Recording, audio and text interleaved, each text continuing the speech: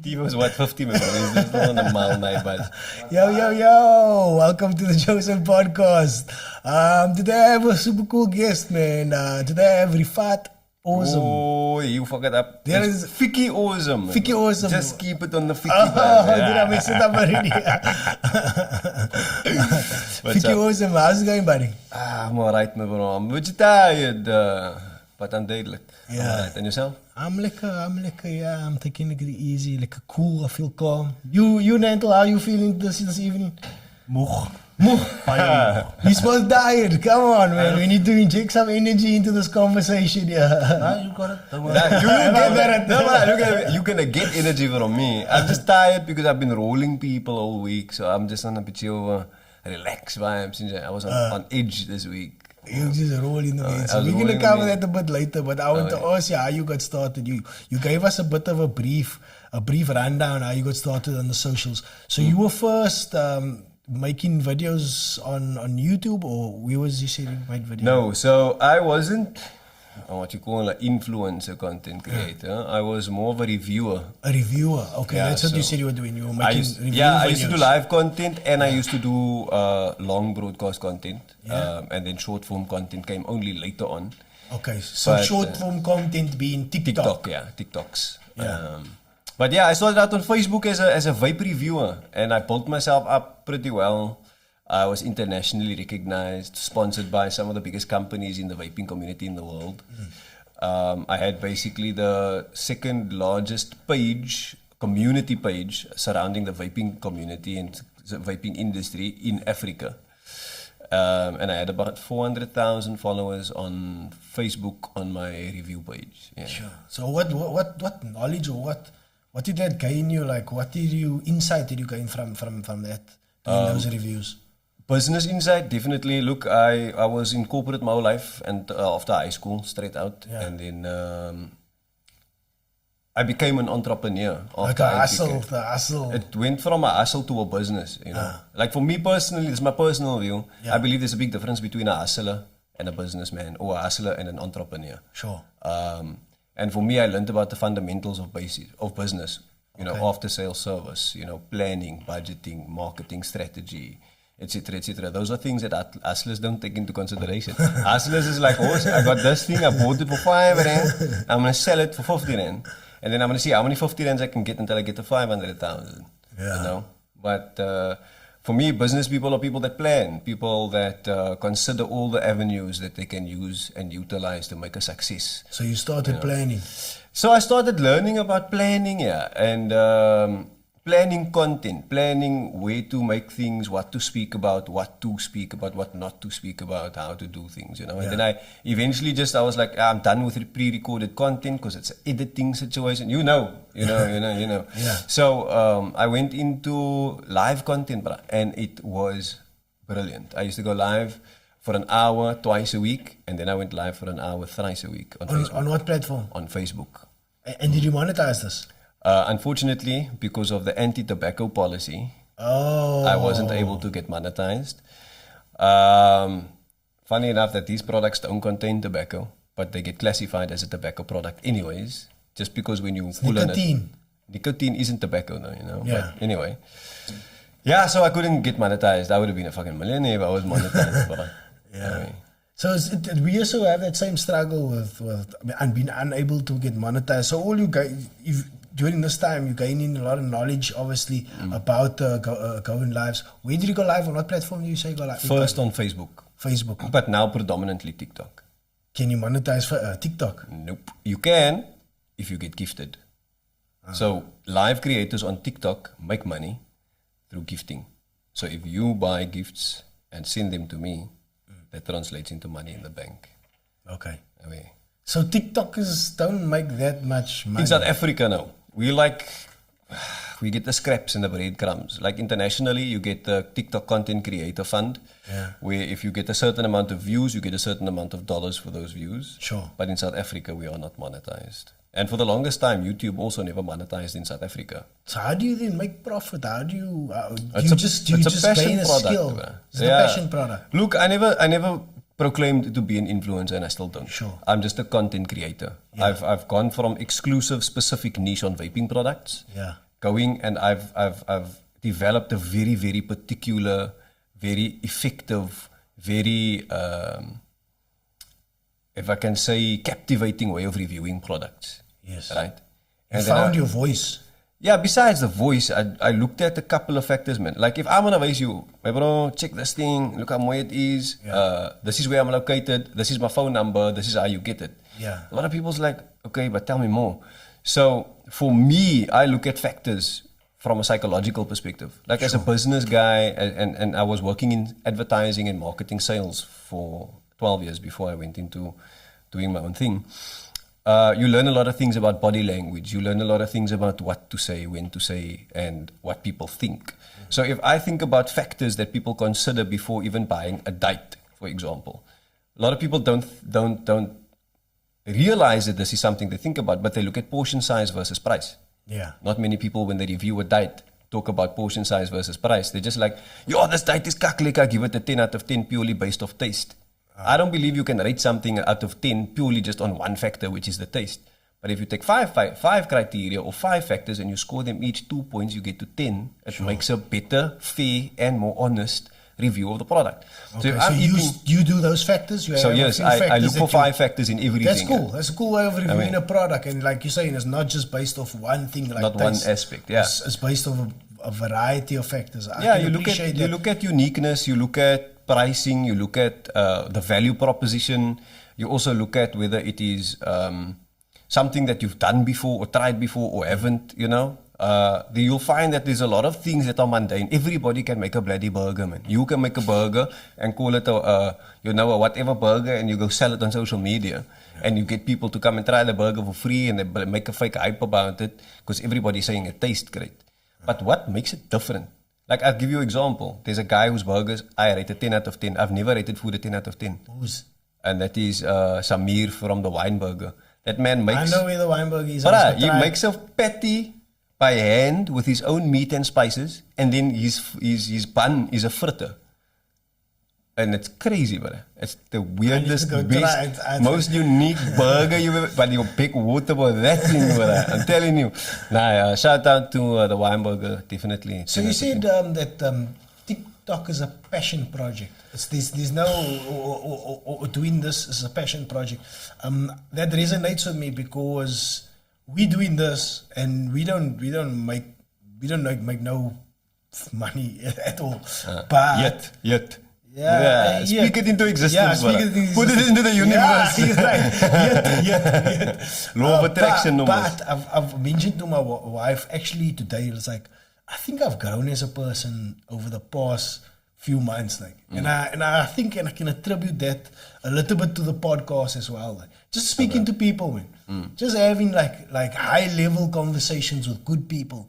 Just upping that I don't know, man, exercising that conversational muscle on another level. You know what I mean? It really elevated me as a person. 100%. You see, when we live in a bubble and we have our certain brasa that we hang out with, we've got our parents, we've got our wives, we've got our family, right? True. And you're limited to those conversations. Even just at work. At work, you talk about you talk about work, you talk about how was your weekend, how's the weather.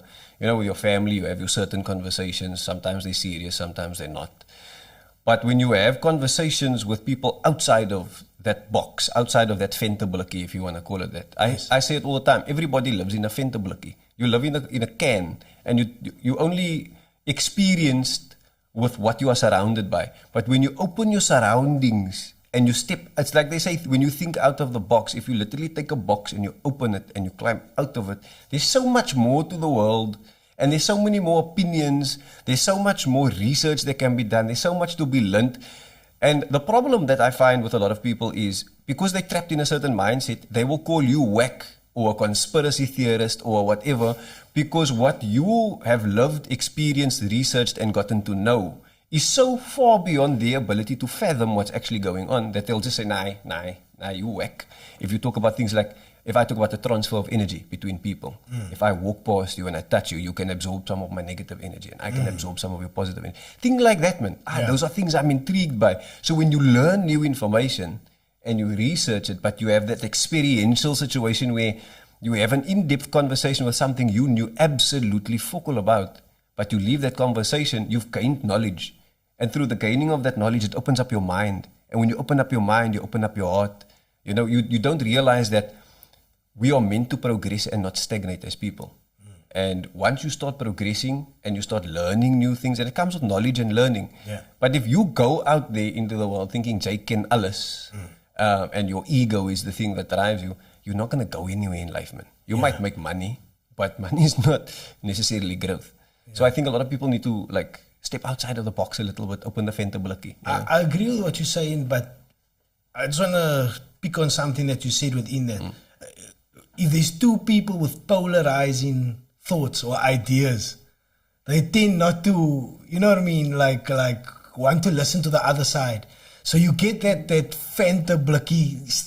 This but you don't want to hear because his ideas are so much different to mine. I don't listen to it, so I stay in my fantablikkie. I think it's got a lot to do with maturity, to be honest. Yeah. Maturity is a massive factor in how we conduct ourselves as people. I mean, I can, for example, hypothetically, not to touch on something as sensitive as religion, but I'm a Muslim, you're a non-Muslim from what I gather, right? Yes, Christian. So, you're Christian.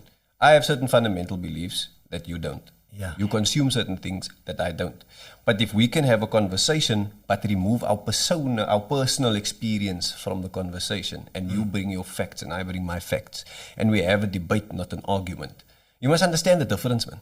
Like if you have a conversation with someone and it leads to an argument is, I think I'm right and you are wrong, and I want to convince you that you are wrong and I'm right. Yeah. And the same for you. You think you're right and I'm wrong, and you're trying to convince me that I'm wrong and you're right. Yeah. That's not going to go anywhere. There's a lot of that going on in the world. 100%. But if you have a debate with someone, you're going to say, this is my lived experience, this is my facts, this is my information.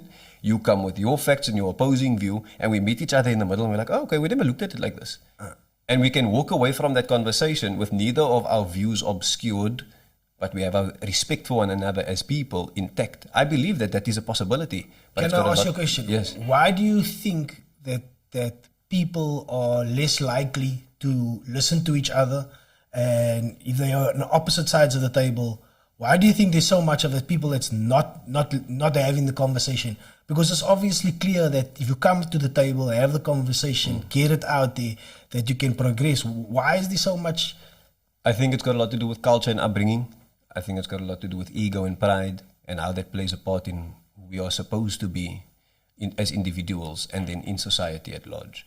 I believe that humanity has been created as each individual. I mean, God created me with a unique fingerprint and a unique DNA strand out of billions of people on this earth. Yeah. I'm only me. There's no one like me. You can look a bitchy like me, but you will never be me. And that has a sense of power, right? But if I'm going to walk around feeling superior to everybody else because of that and not humble myself, then I'm not going to want to listen to everybody else. And that's why I say maturity's got a big part to play in this, as well as humility. And you can't go from not being mature to instantly becoming mature. There's a process, you know. You need to work on yourself. It's the same with having an opinion about something. You need to back your opinion up with facts, right? Yes, If your opinion is backed up by just your opinion and your view of the world, you could be extremely wrong because you have an individual diluted view of something, because this is, you know, according to your eyes and ears. They call it empirical evidence. You see with your eyes, you hear with your ears, you taste with your tongue, you smell with your nose. So now you think, yay. Because of those evidence. Yeah, because of that empirical evidence, this is how I think this world is. And now somebody comes and they tell you, no, but that's not how it works, and they bust your bubble. Immediately, everything you ever knew goes up in flames. It's not very easy to deal with. Yeah. But if you've learned the skill of actively opening up your mind to different possibilities, letting go of expectation, because generally expectation leads to disappointment. Yeah. You know? And entitlement and ego. I feel that's the ills of the world. So if you take someone that's ego-driven and someone else that's ego-driven, and you put them in the same room, the egos are going to clash 100%. They're not going to see eye to eye. They're not going to want to listen to one another. But if you take people that have pride in what they know and are confident to speak about what they know because they've taken the time to learn what they need to speak about, or what they feel so passionate about, they've brought their facts, they've brought their case studies and their evidence. Nobody can fight a fact, brother. Facts don't care about your feelings. You're going to get upset with me because I've disproven something that you believe, but I've brought the facts. But your emotions hold no place here, because now we're having an intellectual discussion. So once you are able to handle the fact that you can be wrong, I think it speaks volumes about how you perceive the world, because now you're going out there with a fresh perspective that is able to change. You know, a lot of people think I'm argumentative and I'm opinionated, which I am, but I won't have a conversation with you as a brain scientist about brain surgery. Yeah, I'm a pig. But if you're going to talk to me about vape, or if you're going to talk to me about something that I'm passionate about, that I know I've dedicated time to learning the facts about, now you can come for me. You know, and it takes some time to learn the facts. Like, and I think we are hopping around other topics or so. You in Palestine, free Palestine and stuff like that. And it's like major atrocities happening in the world right now. Like, I have my own opinions. You have your own opinions. Like, I think it's bad. It's terrible what's happening. It's genocide even. But there's two opposite sides, right? And they're not coming to the table. They're not communicating. One is clearly a bullying the other. Like, you know what I mean? You can see, like, I mean, we all saw the bully on the school ground. But this bully, he's beating up the small guy, and then he's like going running to the teacher and saying like he got hurt or something like that. Playing the victim. Yeah, so it's a bit weird situation. Like, is talking about it in the way that you talking about it the way forward and bringing light to the situation? Because it looks like it's giving you almost literally a heart attack there, my friend. I have to hold back a lot. You have to hold back a lot when I talk about Palestine. Because it's very personal for me. And look, I'm not a brother that is scared to show my emotions. I'll chunk now on your podcast. I don't care. But the thing is, when you talk about something, there's many ways to talk about it, right? And I feel that over the last 75 years that this has been happening, there's been a lot of diplomacy that has led to absolutely fuck all. There's been a lot of respectful conversations and debates and conversations where what's the way forward, and then the end result is hundreds of thousands of people that have been murdered, raped, bombed, massacred. There's literally human rights violations being committed. There are war crimes being committed. The use of illegal weapons against the Geneva Convention are being used, despite what the world is saying. You have these UNs and G7 countries and all of these establishments and organizations that hold a standard over people like us, but why can't they hold it over anyone else? I mean, everybody is equal under the law, right? Yeah. Supposedly. Yes.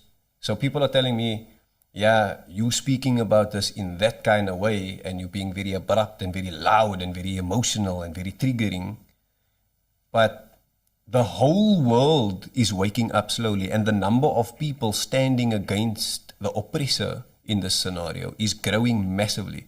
If I show you videos now, there's millions of people on the march flying the Palestine flag, because it's a humanitarian issue. It's about human beings. People are making it about politics and religion. And yes, there's religious and political aspects of the fight and of the struggle.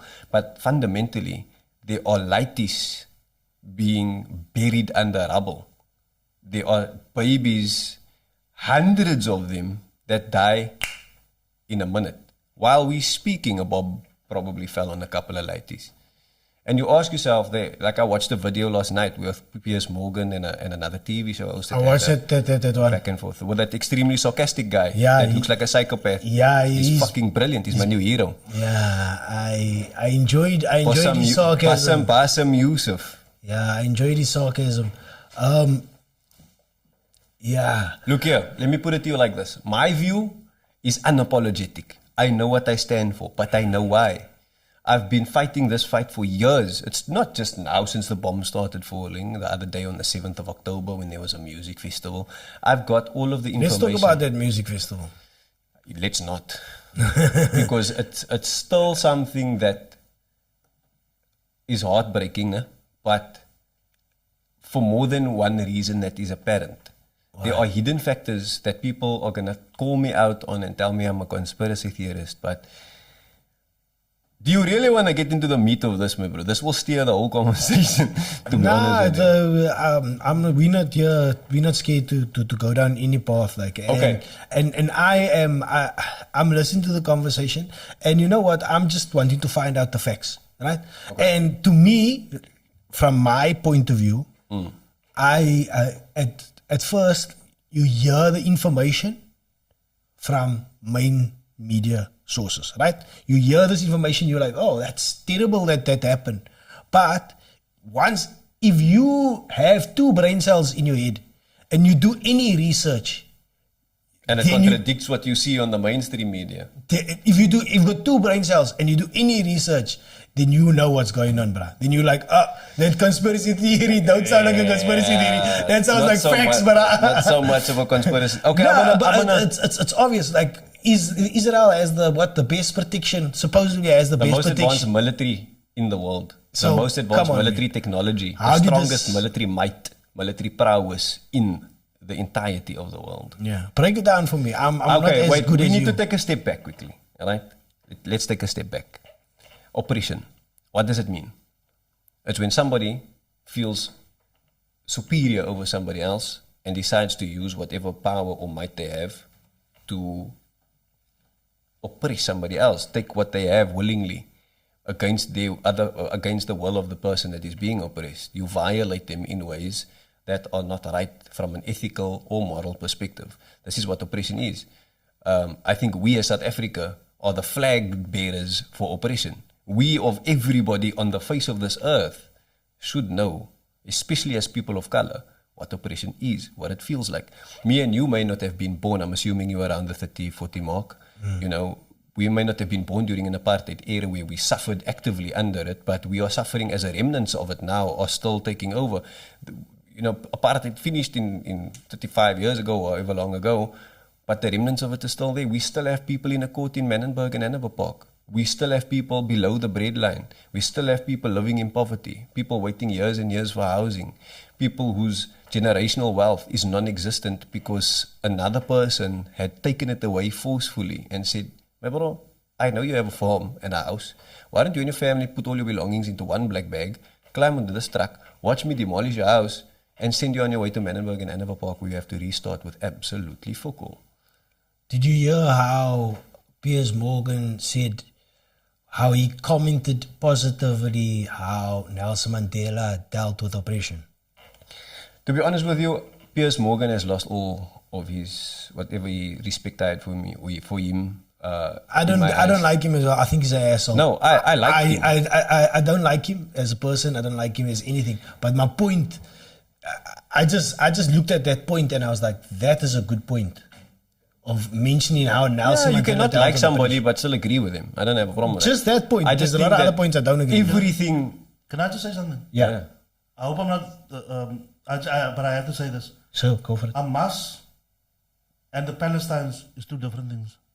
Yes, definitely. We know that. Yeah, but the Israeli Hamas in government- Palestine is different things. Hamas is like the KKK, Yeah, and then but- so you can't bomb America to kill the KKK. Exactly. So that is actually We what all know happened that, yeah. So the innocent child that was murdered, het niks met die music festival gedoen. Yeah. And that's just the, you know what I'm saying? So, There's more context to it. Okay, let me bring you back. You like to go back. You need to go back in order to go Yeah, forward. nah, you know? I agree with You it. need to have all of the information. Okay, yeah, I'm going to paint a scenario for you, go. But I'm going to make it personal. Yeah. Right? And I want your perspective as an individual. I'm going to speak directly to you. Definitely. Let's say you live in a 3-bedroom household. Yeah. You have 2 kids and your wife. Yeah. Right? You're living merrily, happily, fine. Paid your bond, everything is duidelijk. You have TV, you have a liquor setup, you know, living liquor.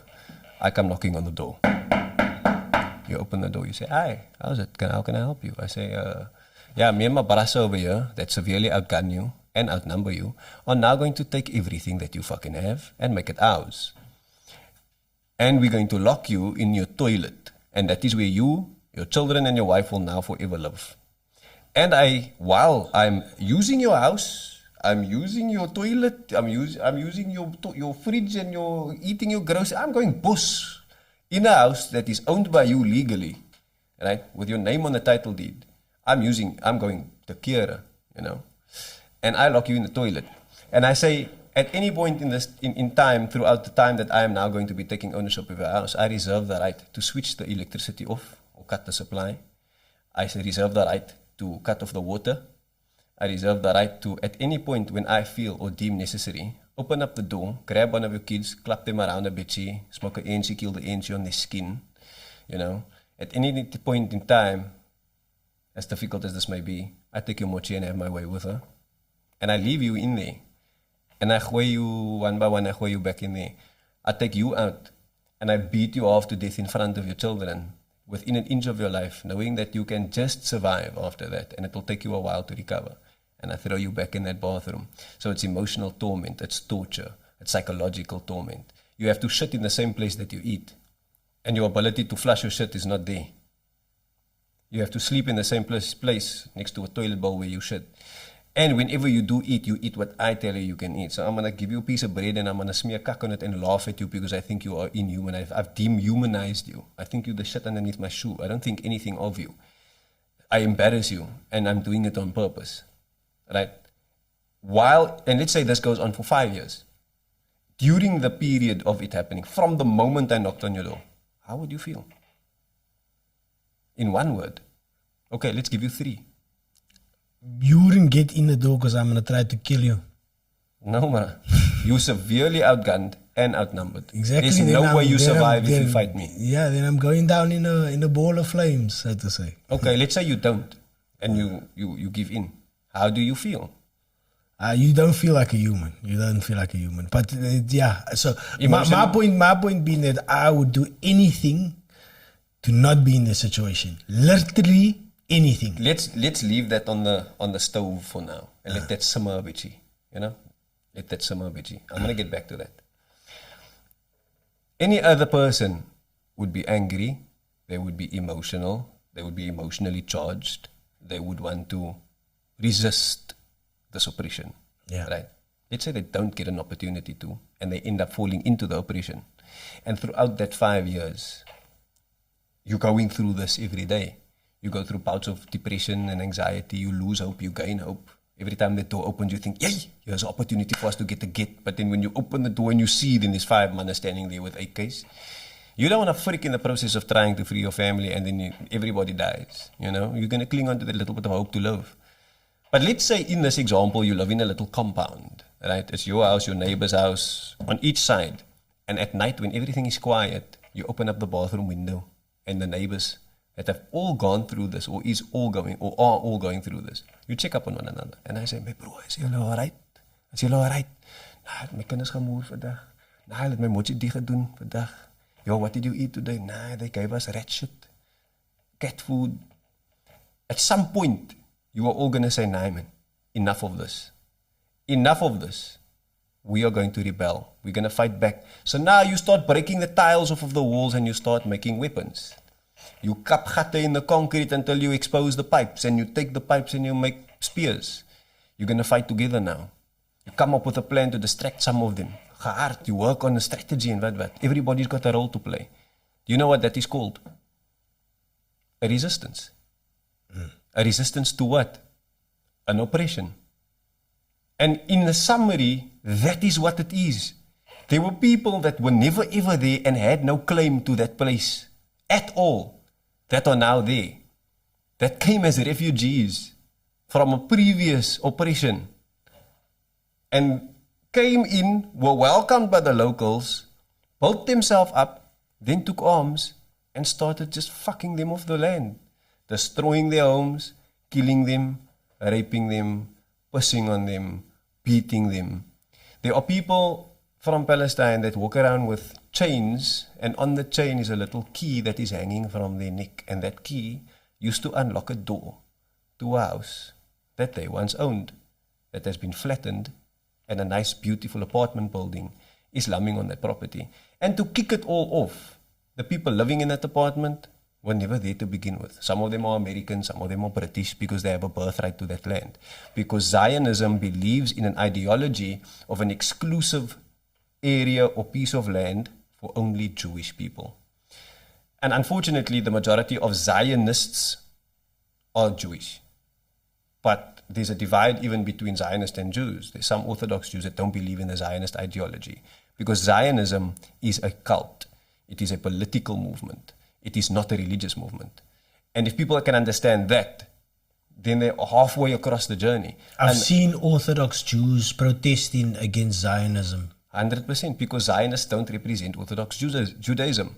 And the Jews that follow the Torah, their holy book, their holy scripture, they don't believe in Zionism because there's a certain way that you do things when it comes to establishing your own state or place or homestead, you know. Zionism, right? It's like, where was this ideology? It was one man, I forget his name. You can actually check it out on the internet where did Zionism started. So one guy, he came up with this ideology and he was a survivor of the Holocaust. And he took the religious Torah understanding. He went to Israel.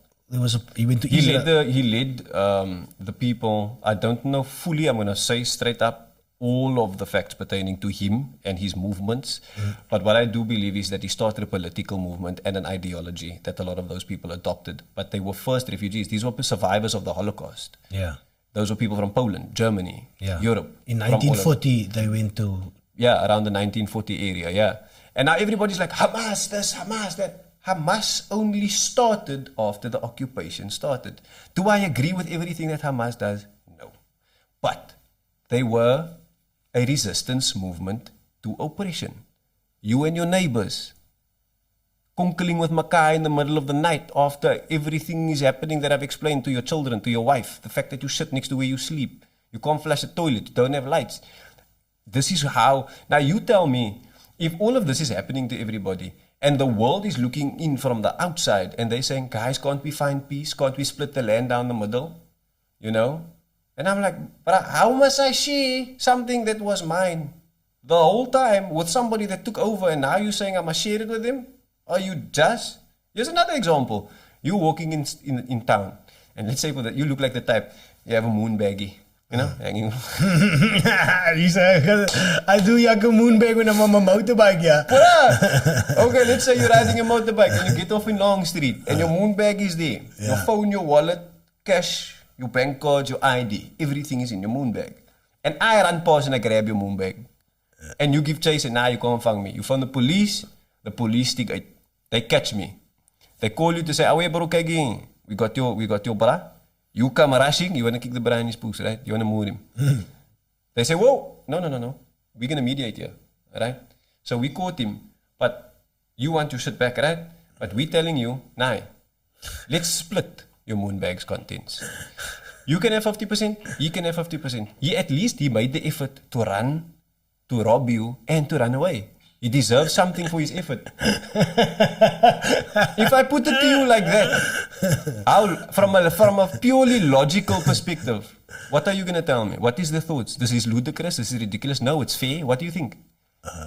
I putting it into brilliant context for the layman. And it's a simple fucking analogy, bro. Yeah. It was yours to begin with, and someone that had no claim to it whatsoever took it from you. And everybody else around the world has this perspective of what is going on.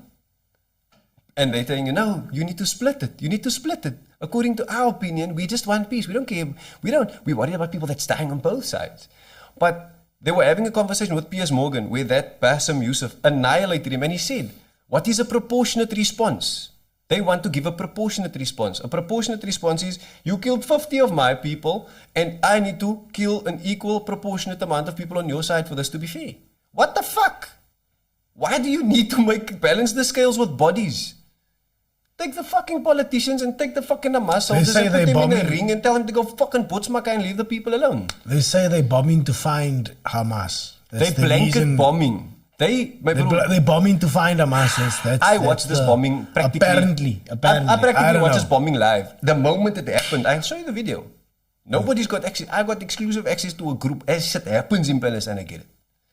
The dark, the ugly shit that will make you cringe and fucking stay awake for a week because you can't sleep. I'm talking about babies, cats hanging out, fucking people's limbs being blown off, that kind of shit. But you have to see it for you to realize and recognize what's going on. Now, listen to this. A Christian Baptist hospital was bombed in the middle of the night. And a media statement was released by the IDF, the Israeli Defense Force. And they said this in a joking manner. By the way, the tweet was removed afterwards. Due to the lack of medical equipment and staff, we've decided to aid the Palestinian people medically by giving them euthanasia death. You know what euthanasia is, right? When you euthanize a fucking dog. Yeah, you kill like inject him. Or It was a sick, twisted joke to them. Then they removed the tweet. Right? That's the first thing. The second thing is, one of the fucking politician monkeys came out and made a media statement that was also removed afterwards from Twitter. But that's because the internet people screen grab shit, right? He said, we took a decision to bomb the Baptist hospital in Gaza because we believe there was a secret Hamas base underneath the hospital. And we decided to bomb 500 civilian people in order to achieve the goal of eliminating dead terrorists. And we did. Then the tweet was removed. So they saying that Hamas is apparently using like hospitals and churches as human covers, shields. They say that Hamas uses human shields. And that's why that Bassem guy said, Palestinians are very hard to kill. I'm married to one. I've tried many times, but then she uses my children as human shields. He's taking them for her pooks on their own logic. But you know what? At the end of the day, you still gonna find shit to disprove me because you so I'm pro Israel. Who you fighting with? Who you fighting with on TikTok? A lot of, I need to choose my words very wisely. I'm giving you one description to describe a group of people that belong to a bigger group of people. Yeah. Okay? So the first group I'm fighting is racist, pro-apartheid Afrikaans boere. Yeah. With the ou boeremacht vlag, the oranje, banya, blue. You know what that is? Yeah. The blue, orange, white. It's like the Dutch flag. The old flag. Them. They come into my live and they literally say hashtag boer and proud, hashtag burn the Palestinians alive, hashtag fuck Palestinian children, hashtag rape Palestinian women. That's what they do when they come into my life. They disrupt everything. How many of these people are there? Quite a few. You can go through my posts and you can see. They're unapologetically. 10, 20, 30, in my 30? one live, there were about 8 of them that came in a rush and then they left because we banned them. Could these be bots?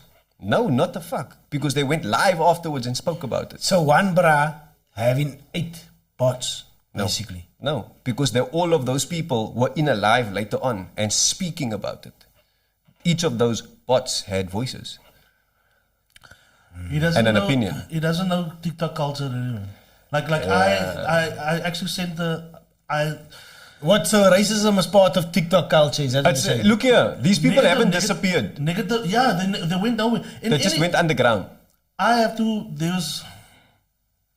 was a comment on Plasnar, his clip on TikTok. Yeah, it's an app. Did they call him a app? Yeah. Why? Do you think this is an insult? And why would you? You know what I'm saying? Well, I try to be entertainment because do this. It's toxic, dude. It's people that. There's a lot of hate in this world, man. You see, these people have a name like Boer Seun and the flag, but it's never Jan van Brink and the flag and his name and his picture and everything about him. Like FIKI ORZIM is there. Okay, my name is an alias, but you see my life, you see where I am, you see I'm speaking as me, giving my opinion, risking it. Right? These people hide behind fake profiles and they come and they bully you and they say what they want because now there's no repercussions until we fang you. And we have fanged of them. And then they are so fucking quick to apologize. How did you catch them? I can't tell you.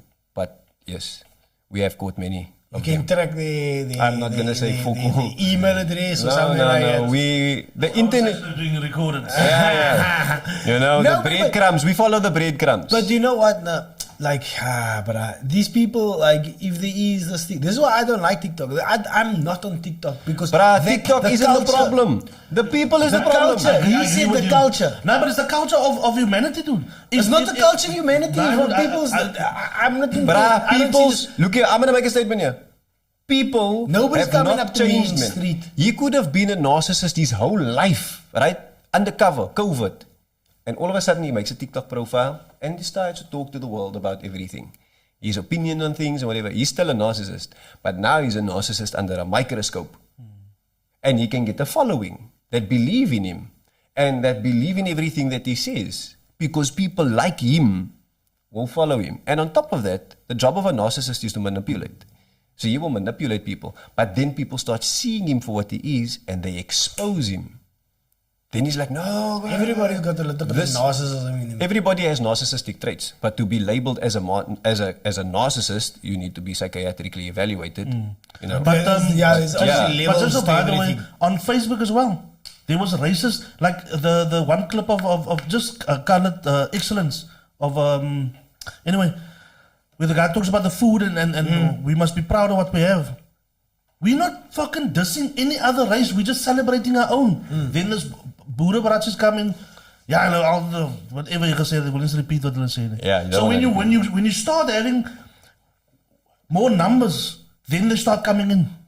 When you're 2,000 people like on your profile, nah, that's not right. It's just your your supporters. Your supporters, But yeah. now you're at 10,000 now. Nou is 'n bietjie meer nou kom hulle in doen. But So it is not. It is so not. my thing is this, guys. It's not the ding is, it's not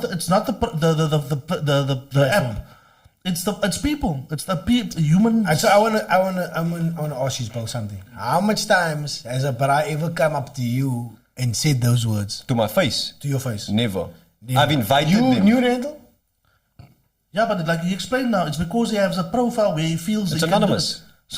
So My thing is, people that whoever's doing that, that's cowards. They will never ever do it in front Yeah, of your that- face. that's it. Oh, but They'll you know never what I did have one the night? balls to say it to you. Listen here. So they don't. They nothings. In my live, you sit in my lives, you watch my lives. Okay, you saw me cooking earlier. It was very Yeah. chilled. But let me start talking about something important, right? Now you see, they start creeping in. Ja, jou poes, jou ma se poes. Ek moer sommer jou kinders voor jou. Then I say, "Wos, did you just speak about my children?" Now, there's three things about me. You don't Bruh, you I'm able to handle it. you don't have a come for my daughter, so wife. they- You don't come for my family, and you don't come for my income, right? So I had a business, Mos. I had a couple of businesses, and one of them was a vape shop, which was at my residence, and I had two other vape shops in other locations.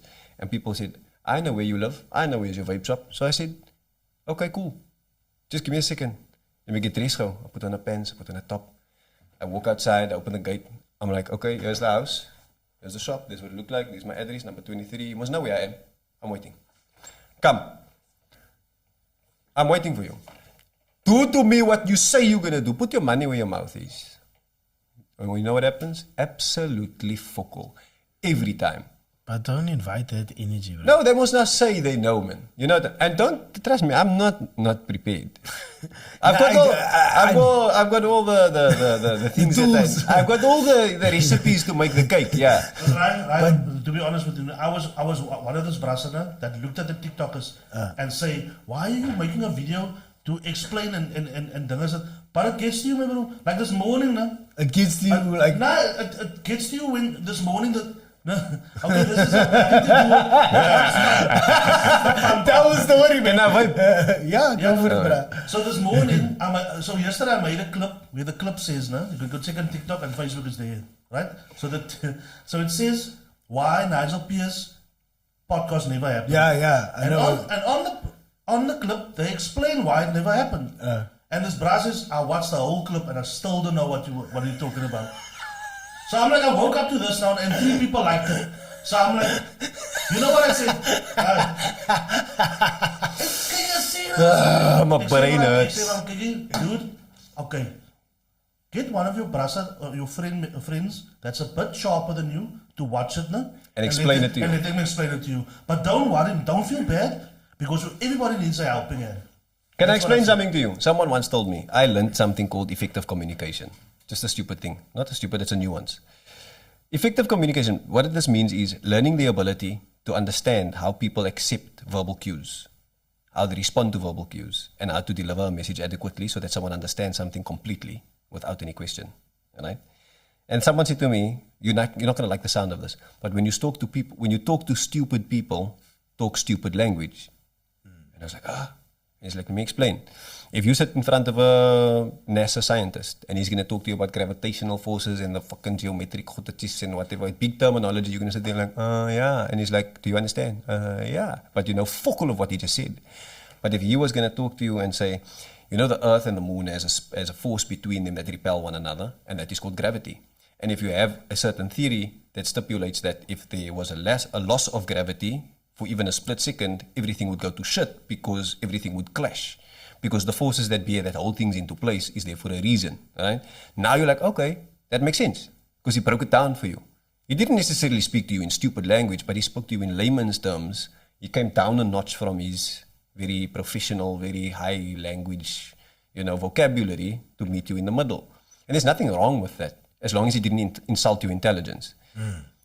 So when I learned effective communication, I learned the art of being able to decipher something that is complex and break it down into layman's terms so that people can understand. The same way with this political analogy that I gave you. If I had to tell you this is an oppressor and it is a and Hamas this and the history and blah, blah, blah, you're going to be like, yeah, but it's still debatable. But if I tell you, I took your fucking moon bag from you and then the Boere got involved and then they said you must split 50%, you're going to say, hell fucking to the no, bruh. You know what I'm saying? That's not fair. That's not equality. So, effective communication is something that is important and I have to do it every day. But onto the haters and the negative comments. I've had to take multiple mental health breaks from the platform. I no longer do that because I've been able to compartmentalize. I've learned how to compartmentalize, right? How to control my emotions. This is going to probably lead to the conversation that we wanted to have about why I came here when I spoke to the person that invited me. But emotion is something that drives reaction. But logic is something that drives thought, right? And if you find a balance between the two, you can live a pretty decent life without infringing on anybody in any way. Because you're able to sort out how you're going to react based off the things that you think, and you think first before you make your action, right? The people on social media want to trigger you. They want to get a reaction out of you. And whether that is because you're going to make a response video so their name can be seen and they get a few minutes of fame, it's a real thing. I promise you, I shit you not. I'm not saying this because I have a lot of followers. It's the truth. People want a reaction out of you just so that they can get their name out there. Another thing is people want to see you get upset. People enjoy when other people suffer. People fucking enjoy. This is how sick and twisted we are as a society. Why do you fucking think our mothers used to switch on the TV at 7 p.m. religiously every day? What were they watching? Tell me. Soapies? Thank you. What is the content driven behind a soapy? Fucking drama.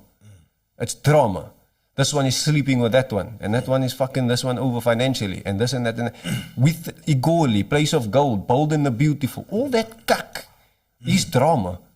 And up until today, I can prove to you how I can go in a live now and there'll be 20 people and we're having a lekker conversation, but I can trick the algorithm and start a drama situation and start fighting with someone and I get 2,000 people in my life.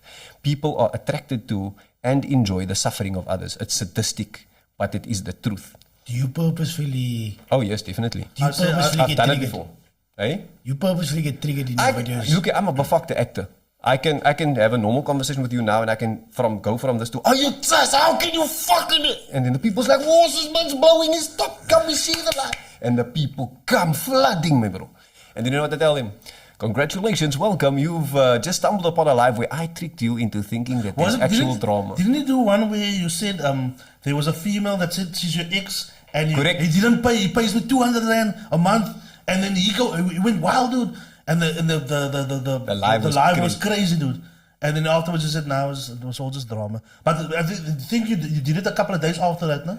Yeah, so what actually happens is there's a new thing happening on TikTok where you get people that screen record content. So I'm live, I'm having a live show, we're doing liquor, things are happening, maybe it's controversial, maybe two people are fighting, whatever.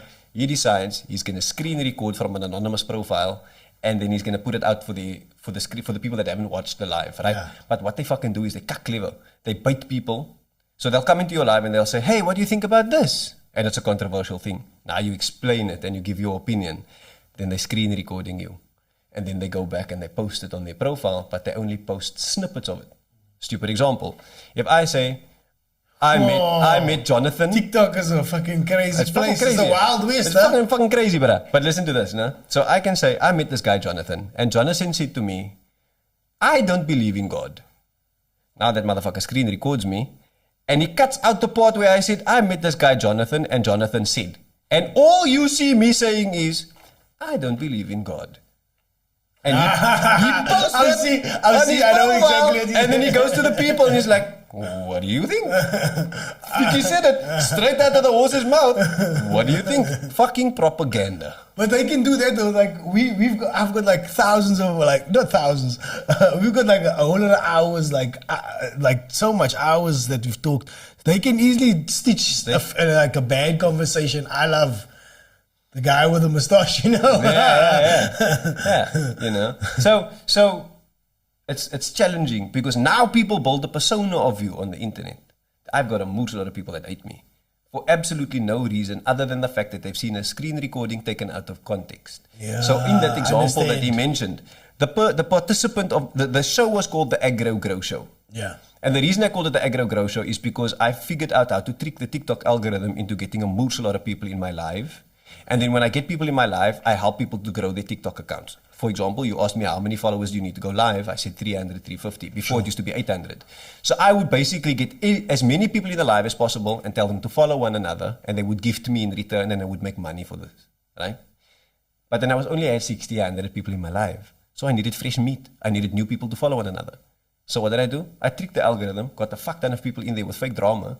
And then I would announce to them, congratulations, you've just been tricked by the algorithm to come to a live where you think there's actual drama happening, but it's not the truth. Everybody here is a willing participant, and we did this on purpose to get you here. But now that you're here, you might as well stay, because we can help you achieve the goal of growing your TikTok account. So whether you want to go live and you can't right now, whether you want to get more people to view your content, or whether you want to become an influencer, this is where you make a start. And it worked. And people clipped my videos.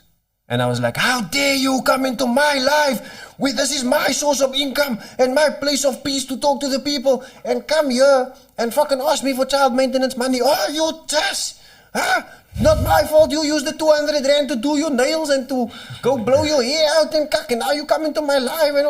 And the people screen recorded it. And now I will forever be known as the guy that was ranting about the 200 rand child maintenance for children that never existed with a woman that I've never been.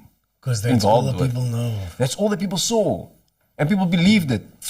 And then I sit back and I laugh and I think, you fucking idiot. You laughing, you have this whole opinion of me based on an idea of something that is not true. But here's the kicker. Do you go to the fucking actors from Igoli and say, why did you sleep with that bra's wife? No, you don't, because it's a fucking fallacy. It's a show. It's not real. It's fictional. Why can't I do it on social media? Because I feel you deal with serious topics and you deal with like jokey But I'm a topics. diverse content creator. I can talk about And whatever. like you've talked about, and we haven't mentioned this yet, you mentioned human trafficking. I was a victim. I'm a survivor. Yeah, it's a serious topic. It's a heavy topic, yeah. It is. And it's a topic that doesn't get spoken about enough. Yeah, that was specifically a video that went viral.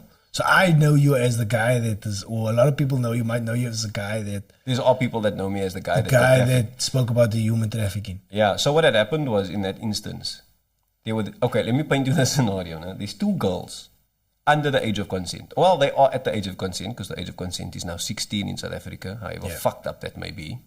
16? 16, two of them at the waterfront. And this girl makes a vlog and she says, hi guys, you'll never guess what happened. We just met these two Chinese men and they offered to pay for our food. And they said they'll take us to McDonald's. And oh my God, I was thinking, maybe I want him to buy me clothes as well. But I don't want to be greedy. Then the vlog proceeds and she's like, oh, look at them. And she shows them. And it's just two grown-ass fucking men in their 30s and 40s. And one probably even older than that. And she said she just met them, right?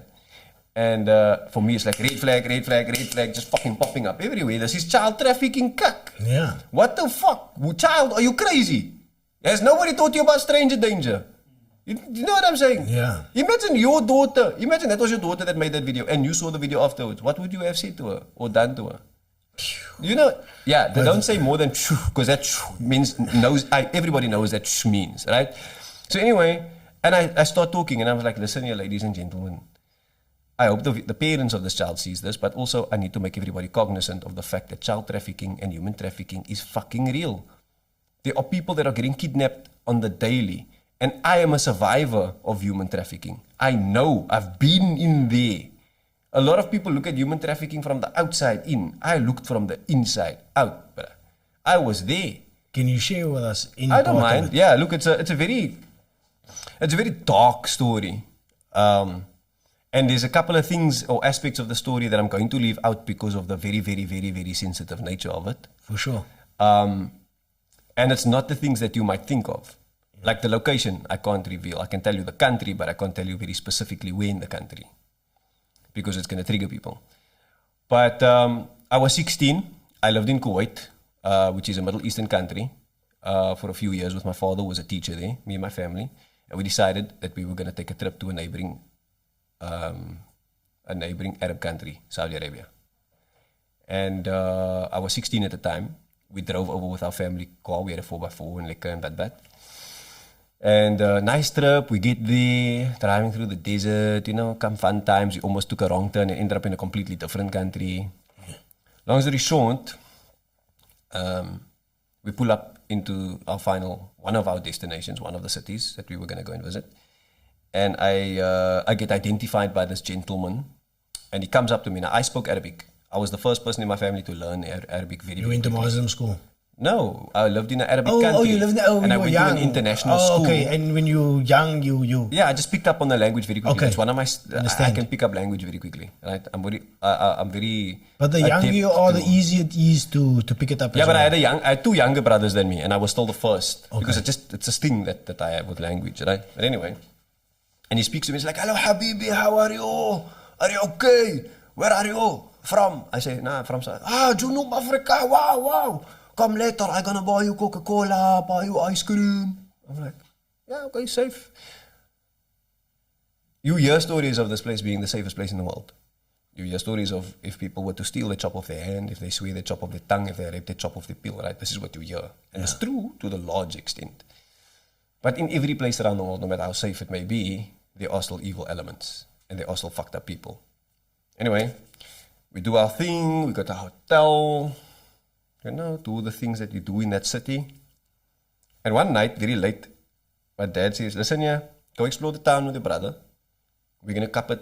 We're going to sleep tonight early, me and your mommy." Obviously, they wanted to take a steward. They didn't want us in a hotel because it was an adjoining hotel room. So anyway, we go out in the town. He gives us money, and we start going boss. There's like this open air outside night market, and you can buy the craziest kak that you can think of. Yeah. We bought, right? And my brother's like, "Listen, I'm going back to the hotel now because I smart to play with my toys." I'm 16, he's 14 at the time. I'm like, "Okay, cool. I want to do one more thing before I go to the hotel room, and that's get Baskin and Robbins. I've never had Baskin and Robbins. There's like 40 different flavors of ice cream. They let you taste everything first before you take your final scoop. Great." He's like, "Okay, I'll get you there." I'm like, "Okay, cool." And he takes my packet with my stuff. Now, I had an obsession with weapons at the time. I bought ninja stars and knives, and I was very into like artifacts and stuff like that. That's a like thing. And I remember buying a pocket knife, and I checked it in my palm. And remember, they told you that if the pocket knife is not big, if the blade isn't bigger than your palm, then it's legal to carry. Remember that? Yeah. So I checked the knife, and I'm like, "Okay, nice, salute." Paid my 50 dinars for it, and I put that knife in my pocket and whatever, and I'm walking. And I go to the ice cream shop, and I start trying ice cream, and I'm busy in my own world, and I just hear, "Hi, Habibi!" And I look over my shoulder, and I was like, "Salam, how are you, brother?" He's like, "Yeah, very good, very nice, we are all right. What are you doing?" I said, "Nah, getting ice cream." He's like, "Don't worry, brother. I'm going to pay for you for the ice cream. Come, I'm going to give you cola, and I'm going to give you money. Buy the ice cream. Come, sit with us." Bunch of lighties around my age, loving outside. There's a deck, benches, and an umbrella. It's in the middle of the night. It's like 2, 1, no, not 1, 2. It's about past 12 at night. And this is the safest place in the world, bruh. Anyways, not even a thought crosses my mind. My bro, there people will idle a fucking Ferrari with a wallet and the glasses and everything in the public parking and walk away from the car for half an hour. They will come back to find their car there, still idling with all of their possessions intact. That's how safe it is there. Yeah. People don't lock doors there. People don't have security complexes or security guards. They don't exist. Anyway, this brother's like, "Yeah, I'm going to buy you ice cream, whatever." Ignorant me, "Yeah, okay, cool."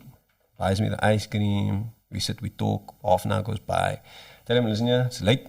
I'm on a spot now. Go to my hotel." He's like, "Yeah, wait 2 minutes. We're going to walk with you. All of our friends, we're going to walk with you." I was like, "Yeah, okay, cool." So we walk. And again, had this been anywhere else in the world, I wouldn't have been as lax about the situation. I'm not a dumb lady. I mean, I was still in South Africa for quite a while before I went overseas. So I knew. I've been robbed a couple of times, you know? Yeah. We all have. So I hear this motorbike start up in the background. And I'm super into bikes, by the way. And I want to look over my shoulder. And as I look over my shoulder, I feel a hand push my face back forward. And I was like, what the fuck? And I tried to look again. He pushes my face forward again. So this guy's got his hand around me like this. And there's a couple of lighties and they're all standing on the side. And I'm walking on a pavement, but right next to me is a road. And I hear this bike coming, and it slows down. And I just feel like my soul leaves my body. So this brother grabs me with one hand on the bar, grabs me, and gives me no choice but to mount the bike because he's cock strong and he's cock big, and he grabs me and he pulls on the throttle and he fucks off, and I have no choice but to grab onto him, right? And then I grab him with like one hand and I try to check, hey, there must be a gate here, and my heart starts beating out of control, and I'm just like, what the fuck? And then all of a sudden, he turns around and he just fucking goes for it, brother. He hammers that bike. He's flying through the gears. And all I see is all of the historical landmarks that we went to go and visit get smaller and smaller and smaller into the distance. And in that moment, I think to myself, fuck, you're being kidnapped. Are you being kidnapped though? I mean, this is Saudi Arabia, I mean, this kakna. Nah, fuck. I'm wrestling in my mind, right? And in that moment, the adrenaline is like just moving. And I remember vividly tunnels, long tunnels, like the Huguenot tunnel, closed. And you hear the echoing of the bike in the background. And the lights flashing by above your head, flashing. And moors of fans. There's moors of fans on the ceiling of this tunnel. And then no tunnel. And the moment we come out of that tunnel, it's just fucking darkness, bro. Darkness. And I'm talking about deafening darkness. The only thing you hear is the sound of the motorbike, and the only light that you see is the headlight of the motorbike in front of you on the road. Other than that, no lights. It's kak dark. We're in the middle of the desert now. And the man caps on for about another 25, 35 minutes on the bike. And in the distance, I see a little town with a little bit of illumination. We get closer and we get closer and we get closer until eventually we hit the town. And it turns off into a dirt road, and the dirt road leads into like with this little, they call it a villa town. So a villa town is like these big houses, in the desert. But there's no street lights and like infrastructure really. It's like a couple of 100 houses, right? Pulls in, and now I'm like, okay, super focus mode, right? You hit the main road, they need to go left, they need to go right, they need to do this, they need to do that. This is where you are. I'm like now trying to figure out what's going on, right? Making a mental map. Pulls up to a house, a moose house. And there's a big wall around the house, and there's a black gate. And he gets off the bike, and he ricks me off the bike, and he puts me down. This is a big, burly guy, right? He's big. I'm 16, I'm thin, I'm a bit tall, but I'm awkward. And this brother's like 3 times my width and 3 times my size, and he's just fucking towering over me. And I ask him in my broken Arabic, what do you want with me? Where are we? Why am I here? What's going on? And he looks me dead in my eye and he's like, chop, which is shut up. And I'm like, in that very moment when he said that to me, he's got this powerful, deep voice. And everything inside of me crumbles right there. Just like that. I turn into a shell of what I was. Everything just leaves me and I stand there and I'm like, oh fuck. And I start making small observations about my surroundings, trying to be vigilant. And I look up and I see a window on the top of this house. And in the window, like a fucking horror movie, there is a bleak white child. Like fair, pale, with blue eyes. And his hands against the window and his head is there and he's like. And I think to myself, oh you just, and this brother grabbed me. And he twists his hands around my sweater. And he pulls me towards a gate. And I ask him, why? And then he looks at me and he's like, I was like, what the fuck does this mean? And I'm just like confused. Until this day, it's obviously a sign that he wanted to love me or do something loving to me, right? And I just remember I used to do karate when I was in South Africa throughout primary school. And was like, you do this when someone grab you. I'm like, yo, what? And I break loose. And I say, spat me, bro. Kykie, you know there's a rooster tail. When the sand shoot out so behind a tie over Bucky on the beach, the sand is spatting, bro. And I march. And I'm running, and in my mind, I'm thinking, yay, where did he turn left and where did he turn right? And I take a wrong turn and I end up in a dead end, me, bro. Stop. And the details are so vivid to me because they come to me like images, like flashes, me, bro. I've had this dream many times and I've relived this moment. And a lot of the time, there's like little nuances that I've forgotten over the years, but or things that never even occurred to me over the years, but then come back to me in a dream or come back to me in a moment of silence. And I remember they have this big dumpsters like they have in America, that big blue thing with the lid flips open and they throw the bins in there, or the foil swat sucker, they throw it in there. There's a big dumpster. So the one side of the alley is lined with it and the other side of the alley is lined with it. And I'm right at the end and there's a moorse wall in front of me and I'm between what looks like two houses. And I lamb behind the dumpster. So this is the edge of the dumpster and I'm lambing. And this is the corridor. And I hear the motorbike is coming. And I hear him and I hear the motorbike start and everything. It's in the dead of night in the middle of a fucking desert town. And he's cruising like slowly, like he's searching, man. And I eventually see the headlight moving. And he drives past me and I look so around the corner from the dumpster. And I see the back, just the tail light and the tire just go past me. And I was like, alhamdulillah. Yo, this brother of Paul. And I don't hear the bike anymore. And I'm just sitting there and I'm building up the courage and I'm saying, okay, FIKI, you took a wrong turn. Where did you go wrong? And I come, my GPS says, slot the rear route. And I say, okay, I'm going to find a gate now. And I come out behind the dumpster and I'm about to run and this motherfucker standing in front of me, bro. And I look up at him like this and I think to myself, you in your pools now. Either I'm in my pools or you in your pools. One of the two of us are going to go freak here. And he comes over to me and he gives me a deftige skoot, me bro. Like an open hand. You know when someone have that fat hand with the thick fingers, look like warme worsies, he clap me, bro. And I just hear, and I'm on the floor. And I'm like in and out of consciousness. He knocked me out. And he's pulling me like a, what do you call it? Like a caveman pulled that Moorse hammer that he used to carry, that bat. Like so he's pulling me, he's walking. Like out of a fucking game, like in a movie, like when you see a POV, when your eyes is just coming in and out of consciousness, and you just see years of, you feel you being dragged and years of bra pulling you. This is exactly what happened to me, in vivid detail. And I kick, and I come to, and I kick, and I start fucking going crazy and grabbing onto the floor, and I'm trying to claw my way, and eventually my shoe come off. And I say, "Fang get," and now I'm like, I'm a sidestep this bra now because there's no way I'm gonna move him. He's 3 times my size. And I say, "Get," and I sidestep him, and I come past him. And as I come past him, he trips me onto the floor again. And at this moment, things go fucking pear-shaped. I'm laying on the floor, and he gets on top of me.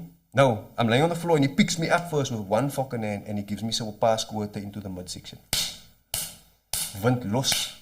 Talking about sternum gebas. I'm laying on the floor. He drops me on the floor.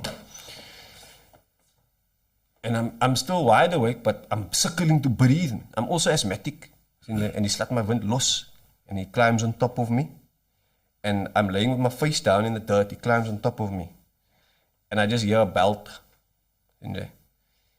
And he turns me over. And he pulls in one movement my underpants and my pants down at the same time. So now I'm laying, covered in dirt and shit, dick in the air, and I blank out. I blank out as I see him loosening his pants. He was by my car loosening his pants. But he's sitting on me, and he's got, you know, when someone sits like just below your chest, and they lock your arms between their knees, they're squeezing your arms against your torso like this, and they're blocking you with their knees. He's like that on top of me. I can't fucking move. This brother's like over 120 kilos. And I'm a 50 kilo lighty. And he's busy doing this. And I conk out, bruh. And the next thing I remember is I'm running. And my pants is halfway off. My hole is cocked so. And I'm feeling around. And I realize, yay, I got my pocket knife. And as I'm sputting, I say, take the pocket knife out, and I stab the wheel of his bike. And I run. The tire go out. And now at this point, I'm wrestling in my mind, and I'm like, what the fuck just happened? Did this brother just rape me? And the weirdest cuck is going there, am I gay now? What is my mommy gonna think? What is my daddy gonna think? Are you just, nobody must find out about this. This is all cuck that I'm thinking while I'm running. And at this point, I don't even know where I'm running anymore. And now all I'm looking for is a light. Then he catch me again, bruh. He catch me again. And he starts the motorbike up and he's riding with his pup wheel and he comes after me and I try to dodge, but I can't anymore. There's no way I can go. And he pulls the bike alongside me and he claps me to the side and I fall. And then he's now gonna unload on me, Sinjay. And I see I'm laying next to the bike and I pull the knife out by the bike's tire and he doesn't see. And as he picks me up to start moving me, I take the knife and I dig it into that vark shoulder, me bro. Dig it in, so I twist it. I remember seeing this cuck on a movie. When you put the knife in, you twist it. Do that cuck. And he screams, he's like, ah! Now he gets angry and he's starting to roll me. And the first thing I think of is karate. When they say you're facing a big opponent, you kick his knee from the front, but you kick it in. Because you break his leg. Right? I'm thinking, you're a big guy, your legs. I try to kick his knee and I kick him on the side, but his knee buckles out a little bit. And he's here, I pull the knife out and I run. And as I'm trying to run, he again found me on the other foot, bruh. And he pulled me back towards him and he dig the knife into my chest. Here in my sternum. But there's a... You hear that, no? It's a chest plate. Yeah. My chest plate saved me, man. That knife, he dig it in, but it lodged in my chest plate. The blade got stuck in my chest plate. It didn't go past or through there. And the knife is sticking out of my chest. And he's laying on the floor, he's heel fucked up. You know, you got his leg fucked. You know, he's bleeding from the shoulder. I got the fucking knife in my chest and I kicked his hand off of my leg and I spat. And this was the final get. And I run and I see light and I'm like, salute, here's that main road. And I spat towards the main road and I'll never forget, I'm looking down on the floor. I'm half like in consciousness, out of consciousness. And I see a rat, a moose rat running next to me. I remember till this day, this rat is running next to me. And I see a car come on and I'm like, oh, here's my opportunity, but I'm gonna jump on this fucking car. I don't give a fuck. Since I don't know what's going on. And this car comes and somehow, I don't know how, if I got him to stop or if I jumped into the car while he was moving, I opened his fucking passenger door and I climbed into his car. Probably in motion. And I don't even realize it's a police car. And I see this brother, and I don't know what to think because can he be part of this brother's brother? You know? And I tell him, this guy is trying to kill me, this guy is trying to kill me. And this policeman look at me and he's like, get the fuck out of my car. I'm full of blood, I'm full of dirt. I'm speaking a yellow fucked up language, half Arabic, half English. And then he comes like, you can see his face demeanor and everything changes. And he's like, whoa, something's going on here. No. And he tells me, get out of the car. I run to the main road. Who is he? What does he look like? And I'm telling him he's wearing this and he looks like that. And 2 roads there, go look, he's driving a motorbike. And I say, no, but I'm not getting out of this car. You just think I'm going to get out of this car. He's like, no, I can't take you with me. The police, they don't carry guns. They must call another unit with guns. Because they don't have any crimes that guns are needed for. Right? When the police respond, it's just like to secure someone or to be a fucking like physical law enforcement, presence. like. Yeah, like it's just a physical presence. They don't have any crimes that require weapons. Not even batons. Anyway, I said, fuck, okay, I'm gonna run. And I run and I come onto the main road. And then this is around the 4 o'clock mark now, 5 o'clock maybe even. The sun rises very late there. But it's around that morning prayer time, Fajr time. The city starts coming to life a bit, and there's this bara, and I'm laying outside of what they call a bakala, which is a tuck shop, and I'm laying there heel fucked up, bleeding, just like on a sticky pavement there. And this bara comes to me and he's like, are you okay? Are you okay? Pakistani guy, are you okay? I say, no, police. And he starts phoning people, and eventually the police car comes up. Like, he wasn't even gone for like 5 minutes. Comes back up. And he's like, who are you? Where are you from? Normal questions. And I'm like, just take me back to the holy city. Take me back to this place where I came from. I know where to get to the hotel from there. Take me back. And he tell me, I can't take you back. I must stay in this area. This is my area. We're an hour away from that city. We're in Vark Langebaan. You need to go back to Cape Town. I can't leave here. It's beyond my ability as an officer. And my shift's going to end. So I'm going to get you a taxi. I'm going to pay for the taxi. I'm going to get you a tight. Sort you out. And then you go straight to the police station there. And then I will phone ahead to tell them to wait for you. It's like, fuck. You want me to get into a fucking taxi with a random stranger in the middle of a fucking desert in a country, like, After all this. cuck, are you just? Anyway, I get into the taxi unwillingly, and this brother's offering me cool drink, he's offering me. You're like, oh Yeah, shit. I'm like, yo, poes, I'm just gonna sit here. And I'm just like, I'm topping, man. I'm just like, man, my poes, I'm tired, whatever. Eventually, I see the tunnel. I'm like, salute. The moment we come out of this tunnel, I know it's about a 10-minute run to get to where I need to be so that I can get to the hotel. Anyway, the man stopped by a robot and he sees I'm hesitant. And I'm timing him, and he's driving that old, long American Buicks, man. That was the taxis there. That Buick with a long boot. And if they lock the doors, then the passenger can't unlock the door. Okay. Like, I don't know if you've seen it in a So movie. automatic, yeah. Yeah, It's when in the movies, when they lock the door, then the Center locking, yeah. yeah, but the knoppy goes into the door. You understand? You can't pull the knoppy up like we can. And I'm thinking, don't lock the door, don't lock the door, don't lock the door. And I half-click the door without him looking. So when you pull the door open, it's still closed, but it's not lockable closed. Man. You know, if you close the door wrong, you must re-close the door like that. Anyways, we pull up, I time him, we get closer and closer, and he say, okay, police station around the corner. I say, okay. And I jump out of the car. And I say, spat, bro. And I'm say, running through avenues and fucking alleys and what. And eventually I get to the hotel. And I come into the foyer and I'm like, yo, fucked up, obviously. I'm wearing dirty, fucked up clothes. I'm bleeding. And the hotel guy that's in front is like, fuck off, what are you doing here? Get out there. He thinks I'm a street rat. Right? I'm like, telling him my surname. I'm telling him South Africa. I'm telling him Pajero outside. And he's like, what? Wait a minute. And he takes a look at me. And he's like, oh my God. You okay? Whatever. I was like, just take me to my fucking room. He takes me to the room. And he opens the door. And I see there's nobody in the hotel. So my parents went to morning prayer with my brother. And he closes the door of the hotel room. And I just freeze, bro.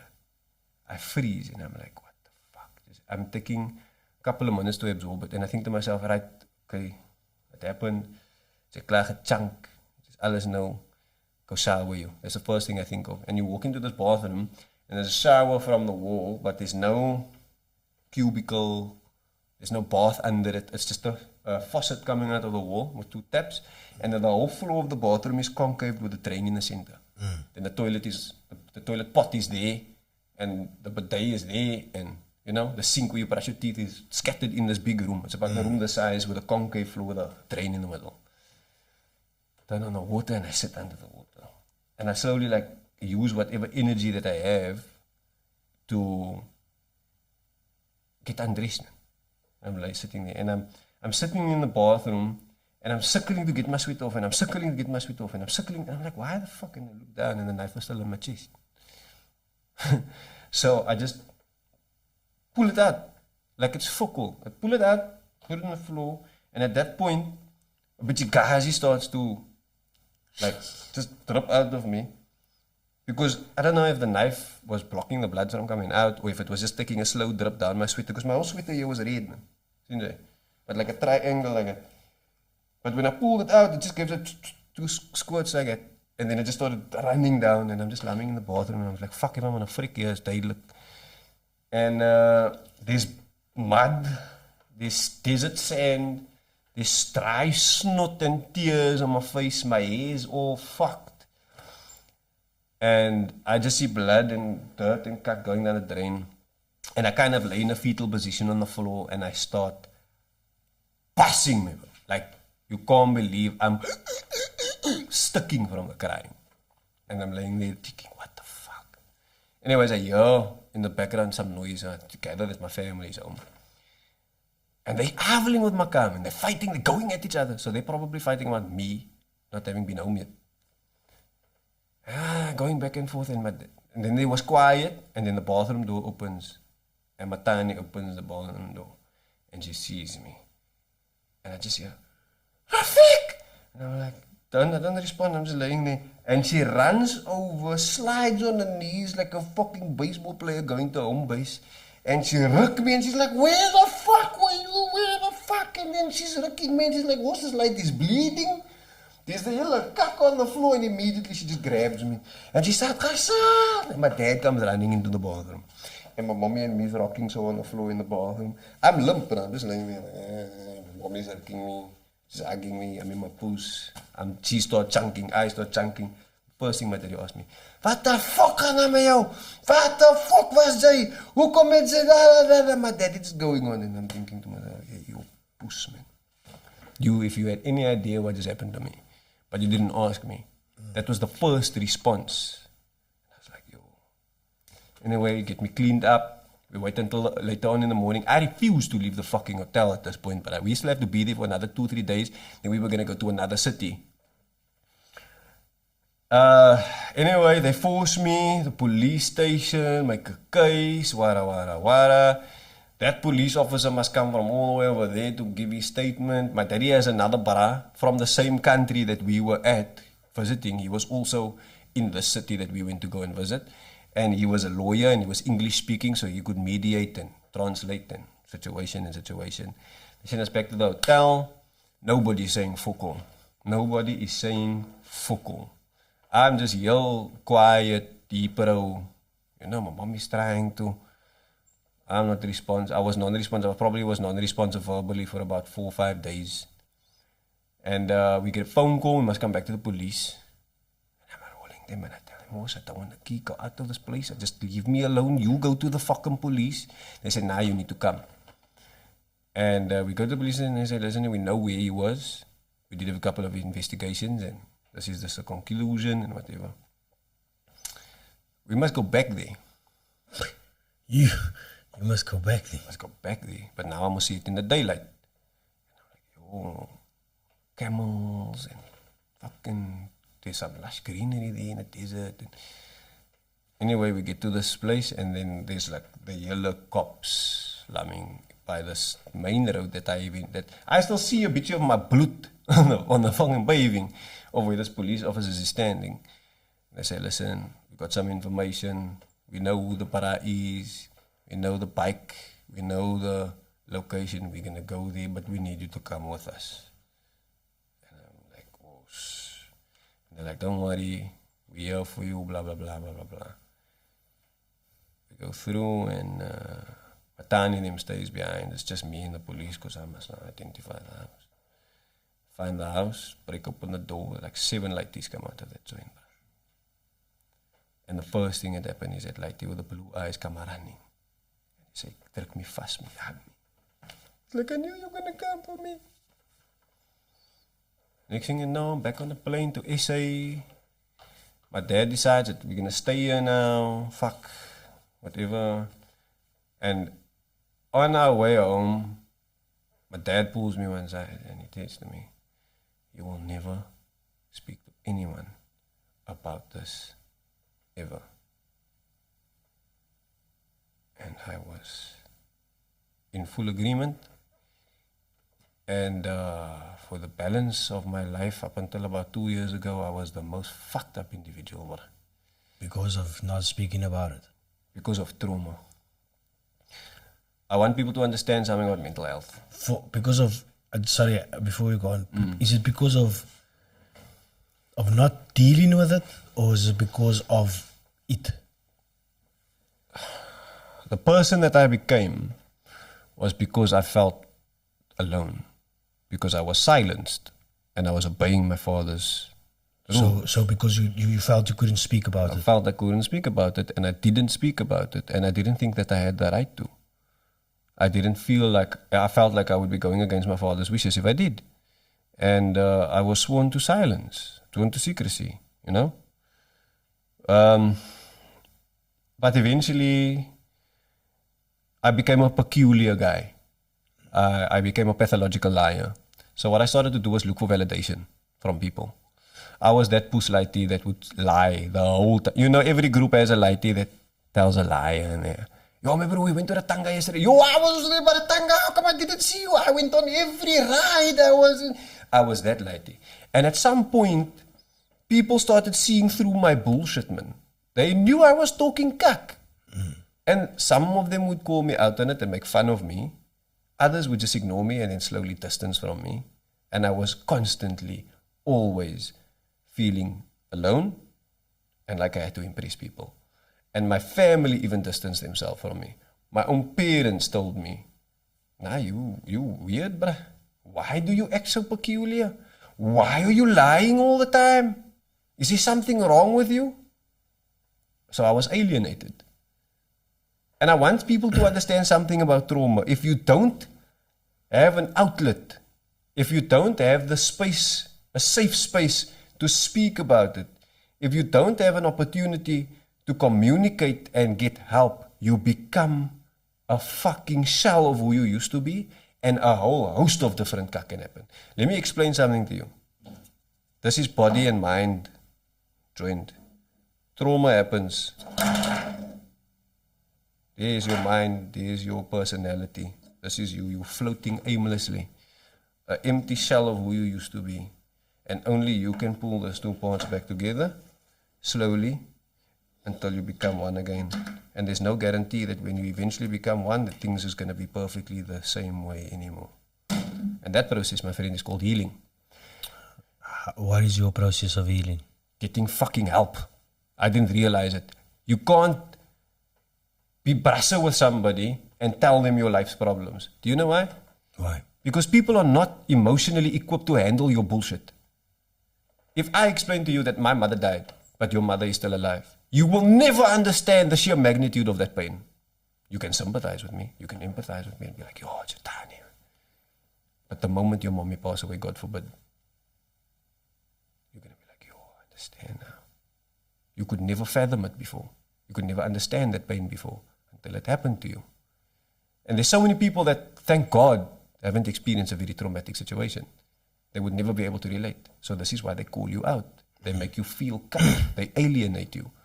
Some people, they say the path to heaven is often paved. Sorry, the path to hell is often paved with good intentions. Yes. People set out to help you. My bro, listen, yeah, I got on kak and I cheated on my mochi. You're going to say, nah, don't worry, we all make mistakes. And you set out to do good to help me as a person. But what you then actually did was encourage the action, didn't hold me accountable, and said to me, it's okay, you make mistakes. So now I'm going to keep doing it, saying, it's just a fucking mistake. No, fine. So now, the path to hell is all the wrongdoing, but you set out to be a bra and a good person and help me and told me, don't worry, I'll protect your secret. But like, don't worry, we make mistakes. So this is what I mean. And a lot of the time when we confide in people, in friends and family, we don't realize that. So you got the real help. Eventually. But I trusted people along the way. I never told anyone the story. I told one or two people the story, and they ended up turning it into a bullshit story, and they told me, you fucking lying to look for attention. Because I had to have a track record of lying. So how are they going to believe me? But anyways, after school, I started working, and I started my first job in a call center, and I did fucking well, bro. I mastered an art of manipulation. I mastered the art of making people feel sorry for me and getting results in return. I mastered the art of becoming a different person. I can transform my voice, my accent. I'm a voiceover artist now because of it. You know, I can change my accent, my voice, my tone, everything. And I became this other person on the phone when I was on the call. And I was that lady that phoned you about cell phone contracts and insurance policies. And I fucking murdered my targets day after day, week after week. I made crewing from the age of 18. Telling you I made like 20, 30 grand a month, bruh. Straight out of high school. I was fucking great at what I did. Then I had to apply for an international company, which is a big opportunity for me. When I become a rep on the road, I needed a psychiatric evaluation. And somehow, that person in that psychiatric evaluation picked up something. And he's like, okay, we would like to go forward with you. We like your skills, but we don't feel like you'll be able to handle the pressure of this job. So we're going to send you for a quick evaluation. Go to the evaluation. But I send the report, I don't get the job. They say that this bara is like borderline psychopath. The person that I was portraying to be. Because you were acting like somebody else. I was a different person. I'm telling you, I was a different person. I would be able to walk into a room and captivate everybody with my words, but it was all cuck. Bullshit. Bullshit. I mastered the art of manipulation. I mastered the art of learning communication, how people speak, maintaining eye contact, matching body language. Like if you walk into a room, this is a sales tactic. Matching energy, yeah. You match. So if I walk into the room, It's a you don't podcast wanna, tactic as well. yeah, you don't want me to sell you shit. You don't want to part with your money. So when we start a conversation, you start like this. So now I start making you feel comfortable. Now you sit like this. Then I follow suit. The next thing is you're going to sit like this. So when you draw into me and you come closer, you're showing interest. And when you do that, I'm reeling you in. Until I make you so comfortable. Deal done, take your money, fuck off, bye. I used to do it over and over and over. But I just picked up something. Anyway, tells me I need to see a psychologist and reapply in 3 months. I thought, what the hey, go see a psychologist. I really want this fucking job. 50,000 rand a month total cost to company, traveling benefits, car benefits, petrol, 3 times a trip a year to different countries for sales conferences. I'm in. I'm gonna go for it. This is a career builder. And this kind tells me, oh, damaged goods, red flag, red flag, red flag. Boop, boop, boop, boop, boop, boop, boop.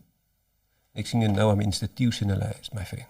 Were you institutionalized? Yes, I can't say where, and I can't say exactly why, but I can tell you that for that period of time, it was hell. Because everything that I buried, everything that I became, everything that was a lie, everything that was false, all of that needed to come out. And everything had to bottle up. I bottled up all that emotions, the nightmares, the memories, and then I had to deal with something. I still, till the day, didn't know if this brother raped me or not. Remember, I blanked out. And that was a trauma response. This is what happens in moments of trauma. Your mind starts a blank to protect you. To protect you. Otherwise, I've heard about this. Your brain will fry in So a you moment. can't even remember it. You don't even know that this but people can unlock it for you. non-existent. There's psychological tactics that people can use to unlock it. Hypnosis and... Yeah. For the longest time, I was wrestling with this idea that this brother did rape me, and 50% of me saying, no, he didn't. And whenever I would think about the 50% chance that he did, it would fuck me up and depress me and make me in my puss. And the times when I would comfort myself and tell me, nah, man, don't worry, he didn't die, man. Your bum was sore because you fell and you moved you and you fell on your ass a few times and you sat on a motorbike for so many hours. You know, these are the rational thoughts that go through your, and irrational thoughts that go through your head. Long story short, till today I don't have an exact answer, but the probability is extremely high. And I've reconciled with both 50 percentiles. I'm comfortable with the fact that it may have happened and didn't, and I'm comfortable with the fact that it may have happened and it did. Because in my heart I've healed, and I can speak about it. And I've reached a point now in my life where I can actively tell the story without crying, without having flashbacks, without feeling scared. Or I used to get cold sweats. I used to get my hair used to stand on end when I used to tell the story. It doesn't hold any power over me anymore because I started my healing journey, and it hasn't been easy.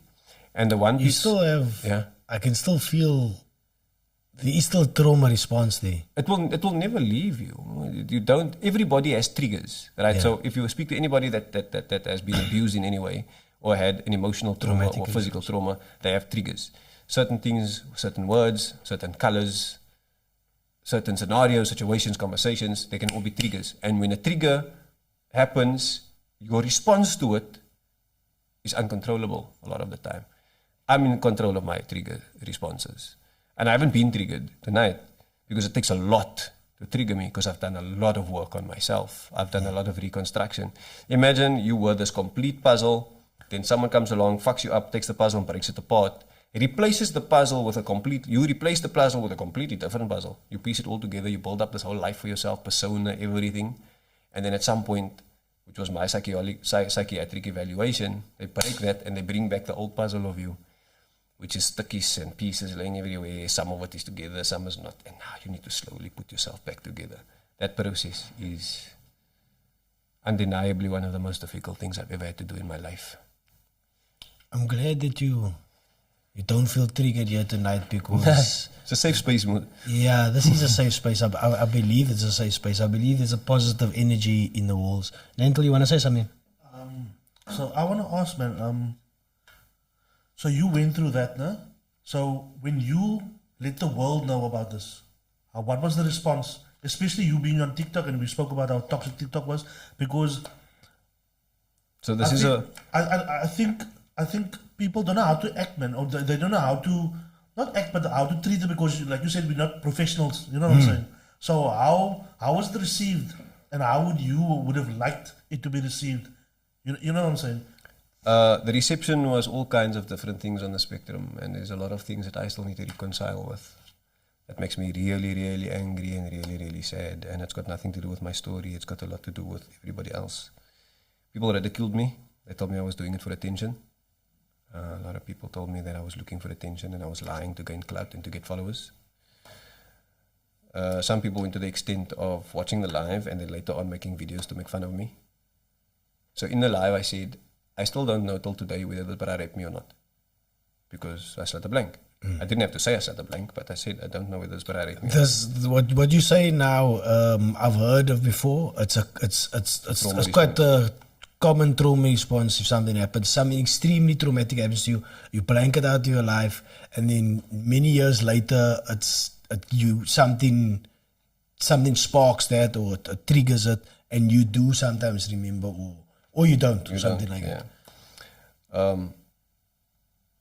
What happened in the live was very inspirational. A lot of people broke down, a lot of people cried, a lot of people had my back, a lot of people were supporting me, and a lot of other men joined the little box. On TikTok, you can go live and you can put people in a box, and they can the main screen, and then there's little boxes that people can sit in and talk, and they can be seen. There were some grown men that had never ever admitted their sexual traumas, that admitted it for the very first time in public in front of hundreds of people on TikTok. It was a very proud moment for me. It was a very proud moment for them. It was the beginning of their healing journey. It was the beginning of me understanding what my purpose is to helping people to live through their traumas. And unfortunately, it's become such a situation in South Africa and in masculine communities, even amongst men, that we don't show our vulnerabilities, we don't show our traumas, we don't talk about our emotions. It's a normal kak, the normal patriarchal, toxic masculine kak. Definitely. That happened, right? And I was really, really happy. But after that live ended, I didn't feel like a weight was lifted off my shoulders. I felt like a new sense of responsibility. And I was okay. I was emotional because I cried and I was snot, and it was a whole fucking mess, the live. But it was the final chapter for me. It was like closing, because this is the one thing I never did. I never told people. I told one or two people along the journey, but I never told a lot of people. And the first thing before I was going to do it is, what's my dad going to say? And I was like, fuck my dad. This is my story. Yeah. My dad's still alive today. But I mean, I was like, this is my story. And this is important to me. And trauma is not a fucking small thing. Trauma is not a small fucking thing, bro. No. Even if they shot someone in front of you, and it was someone you knew or someone you didn't know, that's a traumatic event. You need to be able to learn how to deal with that. And only a professional mental health practitioner will be able to do that, because they are equipped to be able to help you with that. You don't think that there's other ways besides mental health practitioner? There are lots of things that you can do to numb the pain, like consuming substances or finding a hobby and doing karate. There's hobbies, there we go. A hobby, doing but karate, it doesn't doing heal jiu-jitsu, you. That just makes you distracted. Doing exercise. That just distracts you. I think you have to go to a professional, dude. Is it? My life only changed after I got professional help.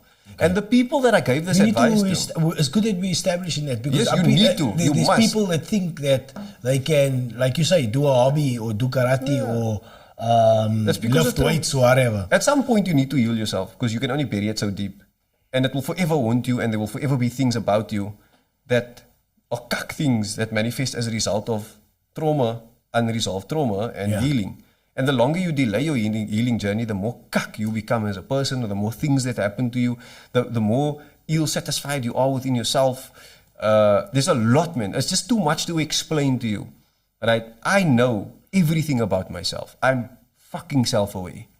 To the degree where I've got so many followers on social media, I've had even more followers on social media, I don't allow people to compliment me. I don't like it. Because when people compliment me, I get an ego complex. If I get the ego complex and I lose control of my ego, I become this other person. I was like, wow, there's no kin I can't chase, no deal I can't close, no person I can't speak to. I become an arrogant motherfucker. So I nip that shit in the bud. I keep it in check. Right? That's the first thing, my ego. Second thing is, I know I'm a fucking master manipulator. I can make you feel sorry for me. I can make you feel angry. I can do things to get the result. I know what the end result is. You don't see it coming from a mile away, but I manipulate you and I meander you and I take you through a journey and then I hide behind the rocks and all of a sudden, boom! I take what I want and I fuck off. I can do it. I've done it before. I haven't harmed anyone in the process, thank God, but I can do it. It just happened to be that sales was a great career path for me, having known that I can manipulate people. And it was the kind of a positive. Sales was it was a the right place to be, no? Yeah, but at a certain point in my life, I ticked over and I decided I didn't want to be a dog. I didn't want to hurt people. I didn't want to take people. I didn't want to take advantage of people. And now I want to serve. I want to motivate. I want to uplift. I want to help. And I've got a cuck rep on social media because I talk the truth. So this is my new journey. I'm an unapologetic truth teller. That's why I have this. That's why I have this. That's why I talk about what I talk about. I talk about the social ills in the colored community. I talk about the social ills internationally. I talk about genocide. I talk about mental health. I talk about the cuck things about people. And because people don't like hearing the shit that I say because it applies to their life. If I say, you the type of person, if I make a video and I say, if you're the type of person that can go to Spur at the end of the month and frit, you and your family can frit yourself druk, knowing full well that you owe me 1,000 rand, then you a puss. Right? I didn't say your name. I didn't point at you. I don't even fucking know you exist. But you on the other end are watching that video and you have to prepare a nice, comfortable pair of socks to go along with the shoes that you need to wear. You're not going to feel nice about that. You're going to blame me for it. You're going to say, that FIKI's a puss. I don't like him. But I didn't even know you. I didn't even know you watching. I just made the video. And I talk on a lot of topics like that, where people's gonna get triggered by me, you know? Do you know what? Now, that 10 seconds or that short clips, that is not showing me the true FIKI. You know? To you. Sitting here, talking to you for an hour or however long we're going. This is the real FIKI. You showed me your full gambit of emotions and the complexities. You explained to me why you think the way you think. Now I understand why you are who you are and how you think and how you're going to deliver your message and what message you choose to deliver. I can see. And you know what? I can even say, I agree with him there, I agree with him there, and there. I maybe disagree with him on that one, but because I understand the full you, I can appreciate you better as a person. I don't think people are absorbing the full you on TikTok. And you also don't want to show them everything. I don't think you want to show them everything, or maybe you're not showing them. I'm not sure. To be honest with you, I'm very authentic on social media nowadays because I don't give a fuck what people think of me. And there's a couple of things I need to work on. For example, while you're live or in your videos, you can go through any one of my videos, especially my recent ones about Palestine. You will see your puss, your life's puss, your mother's puss. I'm going to hunt you down. I'm going to find your children. People insult you to the worst degree, right? You just got a big back, you make a lot of noise, you bore me, you vervelig. This is the things that people say. And before it used to get to me because I was an insecure person. But then I had to build myself up and I had to build a thick skin. And I had to say, I remind myself of what my purpose is, what my cause is. I remind myself of why I'm doing what I'm doing. And then I'm okay. You know, I don't need to take mental health breaks. But at least I know I am who I am. I'm not hiding behind a smoke screen. You see me, you like me or you don't like me. I wasn't born to make you like me. I was born to serve people. I was born to motivate, uplift, and inspire. And somewhere along the journey, I am a human being. I will falter. I will make a mistake. The only difference is you make mistakes behind four walls. I make mistakes for the whole fucking world to see and ridicule and come after me for and hold me accountable for. And people forget that as a content creator, as an influencer, I'm not an influencer, I don't call myself an influencer. I call myself a content creator. I believe the two are very, I believe those two things are very different. But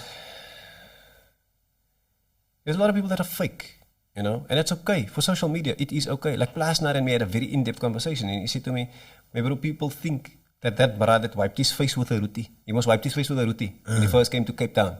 He wiped his face with a roti, and they took him through a drive-through. He's like, "What the fuck is going on here? Hulle gee sommer vir jou kos deur 'n venster." It's a character. You think he's really that person? He's just really good at playing a character. But Eugene in the background that plays the character. He's a clever guy. He's a clever motherfucker, right? And the thing is, people can't make that differentiation. The same way I said, Ridge Forrester on fucking Days of Our Lives, whatever the fuck, is not in reality, in real life, that guy with that children or wife or family or ideologies or anything. And I've experimented with this ideology a lot. I've made characters and come out on social media as a character, and I would say controversial things, and people would gun FIKI for Admiral General Aladdin, which is one of the characters. Is he a character? Oh yes, I fucking love Sacha Baron Cohen. He's like one of my fucking heroes. What about the Daggasm and that AI man? Oh yeah, Show him the AI. The NPC. So the NPC thing is a trend that's happening on social media. I saw that. Yeah. Non-playable characters. Thank you for the roses. Thank you. And the people do that, right, to get gifts. But it's mostly women that get it right. Yeah. To be honest, because they show off very appealing things to the people watching the live.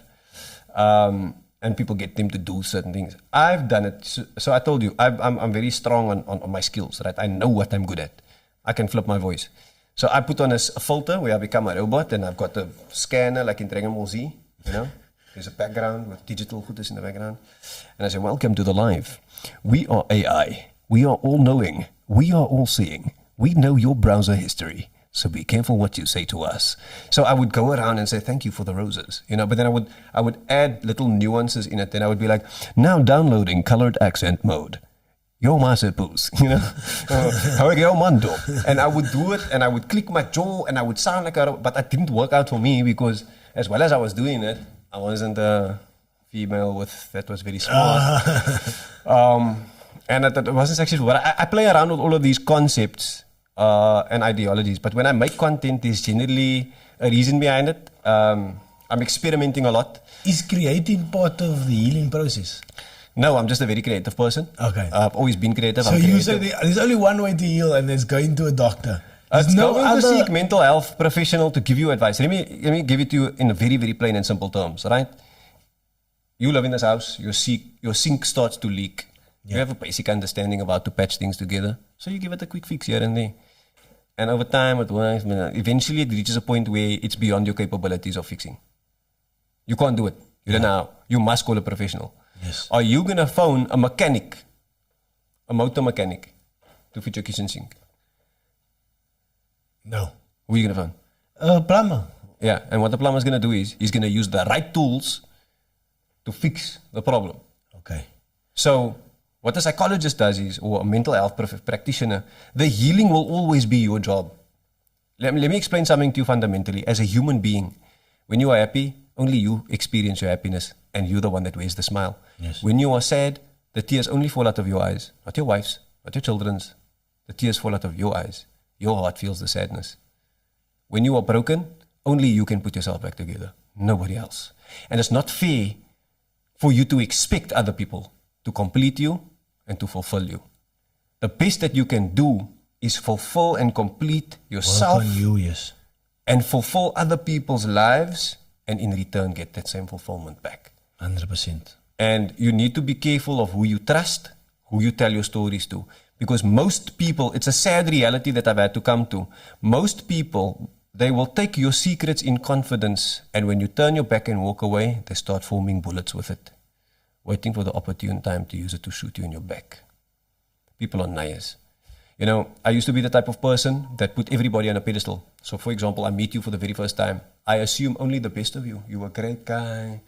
Yeah. Like your personality, you this, you that. I give you the best. I put my best foot forward when I meet you. I still do that. I used to do that. I don't do that anymore. Why not? When I meet somebody, in my mind, I automatically assume that they are nai. Why? I don't treat them like one. Yeah. Don't get me wrong. Yeah, that is... I don't treat them like respect, one. That's... You sort of... No, it's not about respect. Yeah. I will still treat you with respect and dignity and humanity and love and everything. Yeah. But in my mind, you and I, you need to prove to me that you're not one. I'm not going to put you on a pedestal. You need to put yourself there. You need to show me the good, the bad, and the ugly. I'm not going to assume of you, because when I assume, there's an expectation.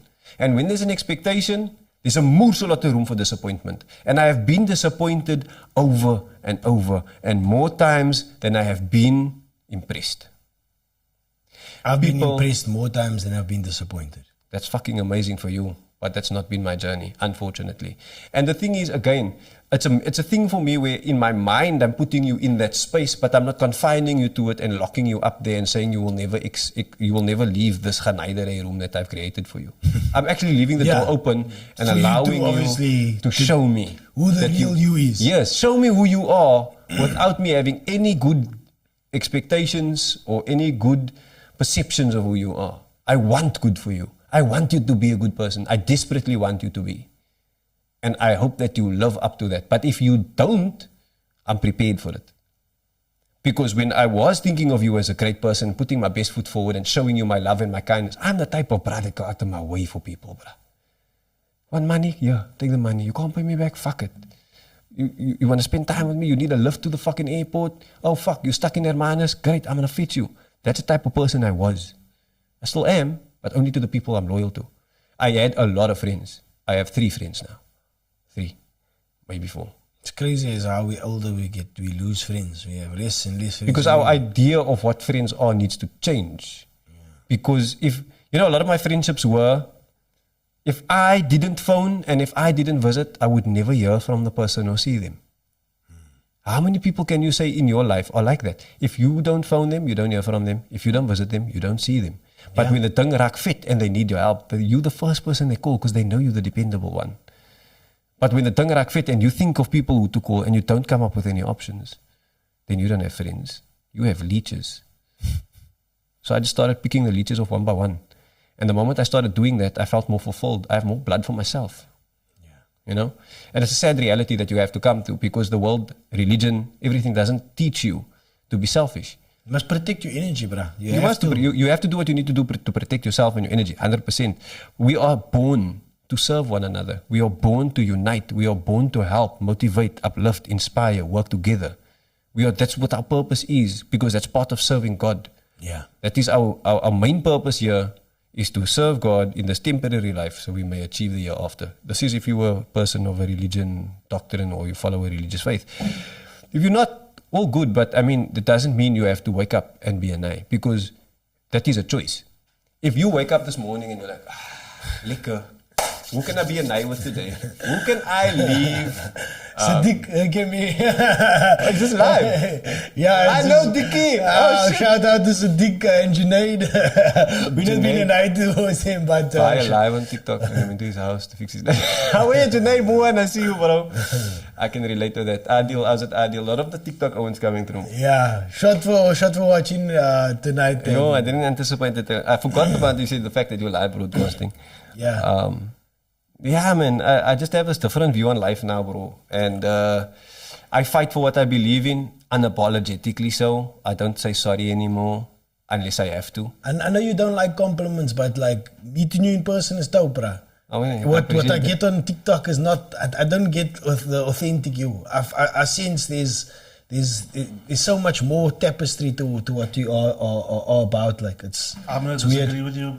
He's an asshole. I'm gonna disagree with you. I don't think you on TikTok enough. I'm not in the TikTok enough, probably. Yeah, I've seen enough to gather the but I'm thinking as basically, yeah.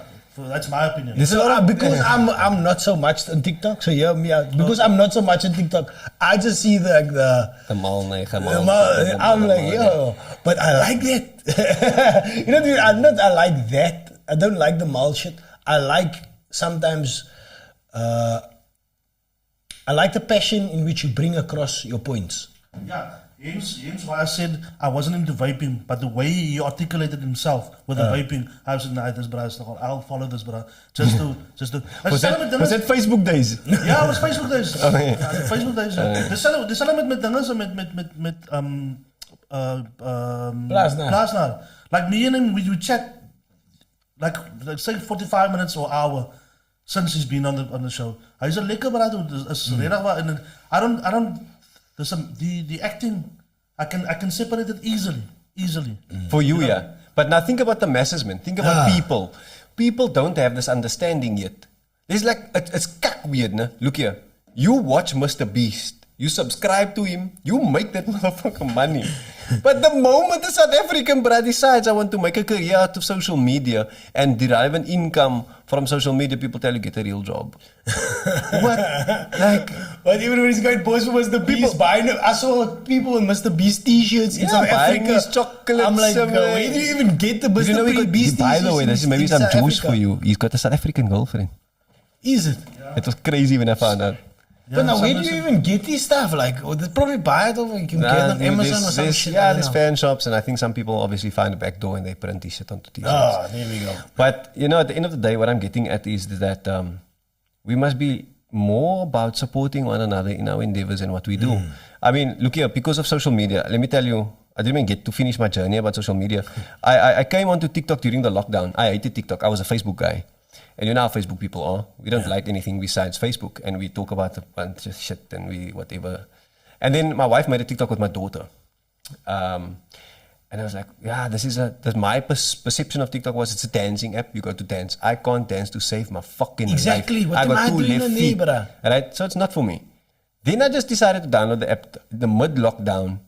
And I saw all these people, and I see you can stitch. So you can leave a message, you can be funny, you can be humorous, you can be quiet. I saw politicians, I saw people with political views, I saw people with views on all of these different worldly things.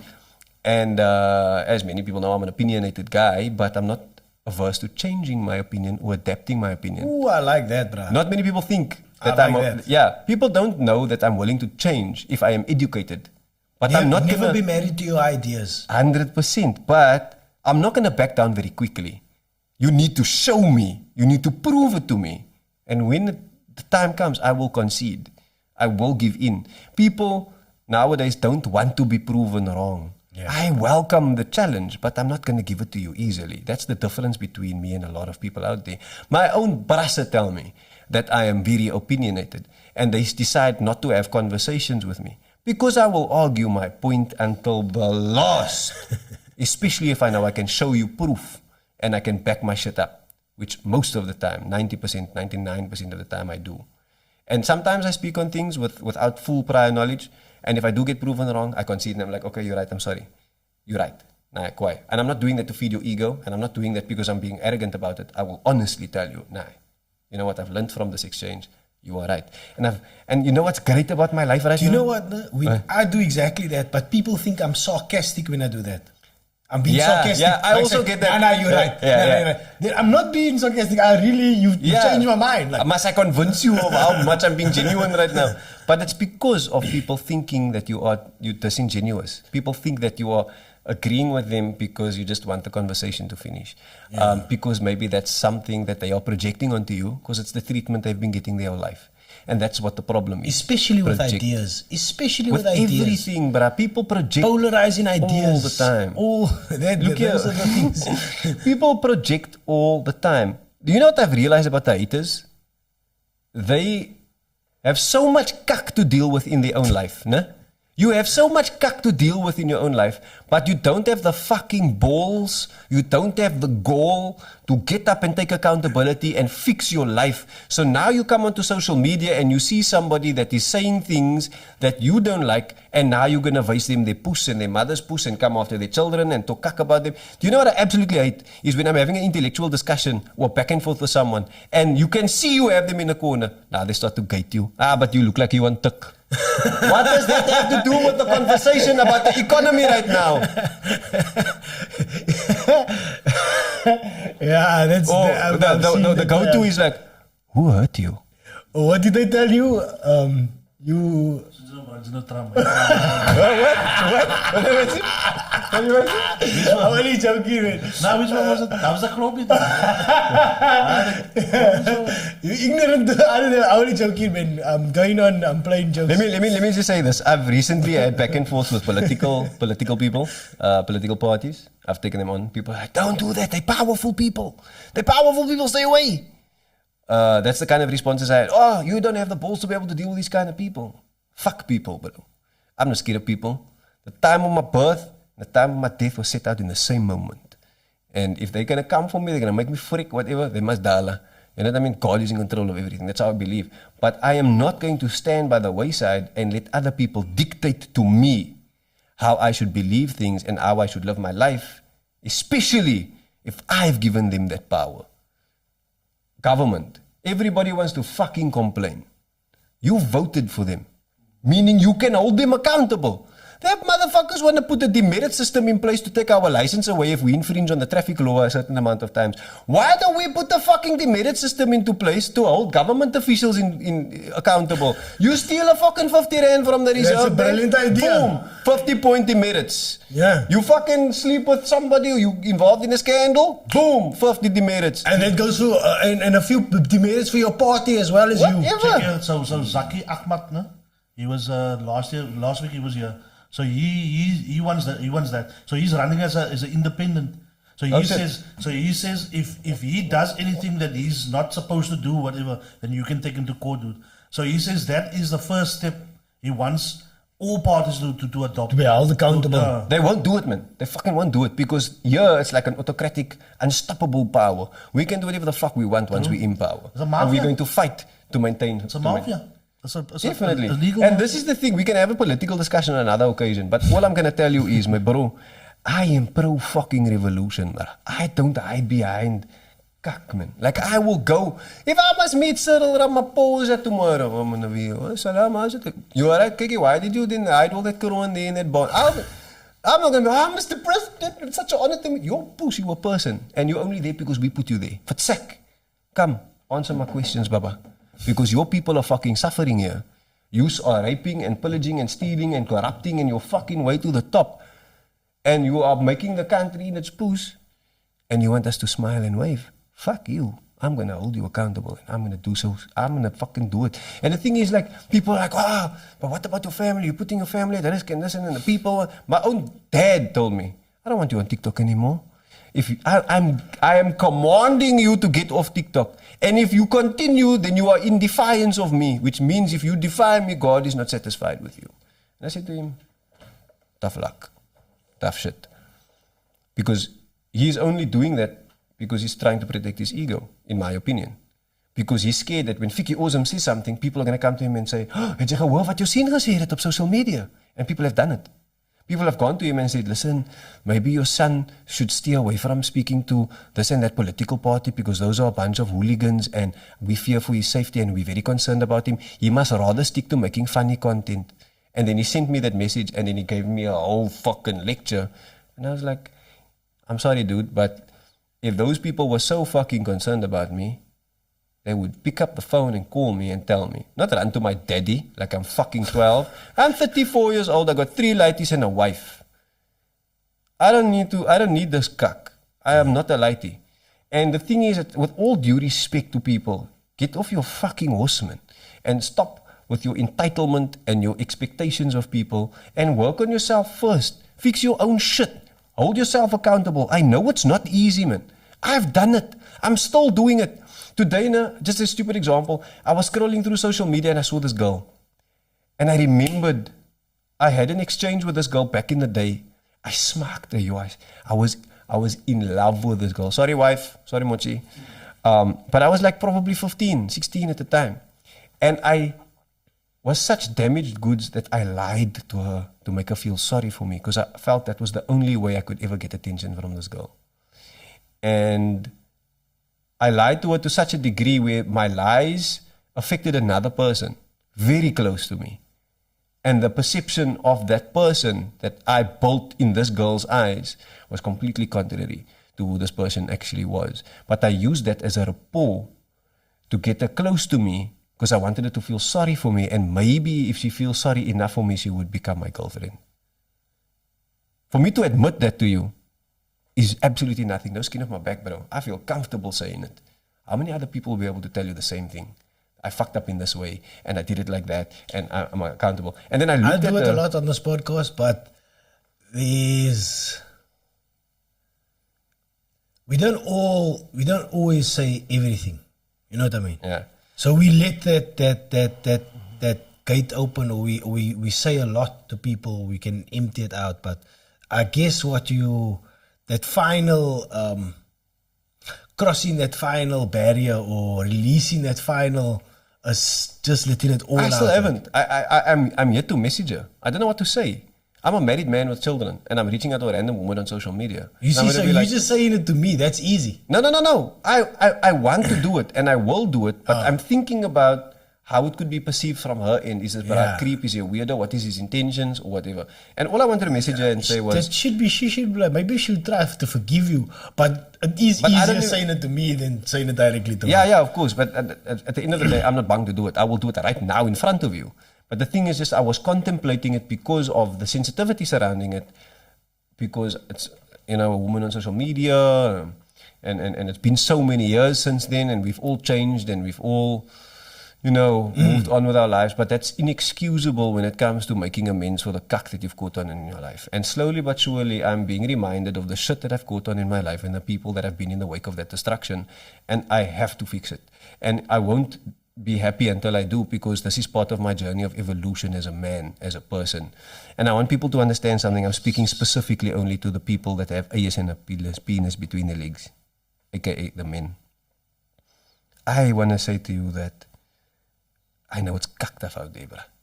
It's cucked to be a provider. It's cucked to be a father. It's cucked to be a husband.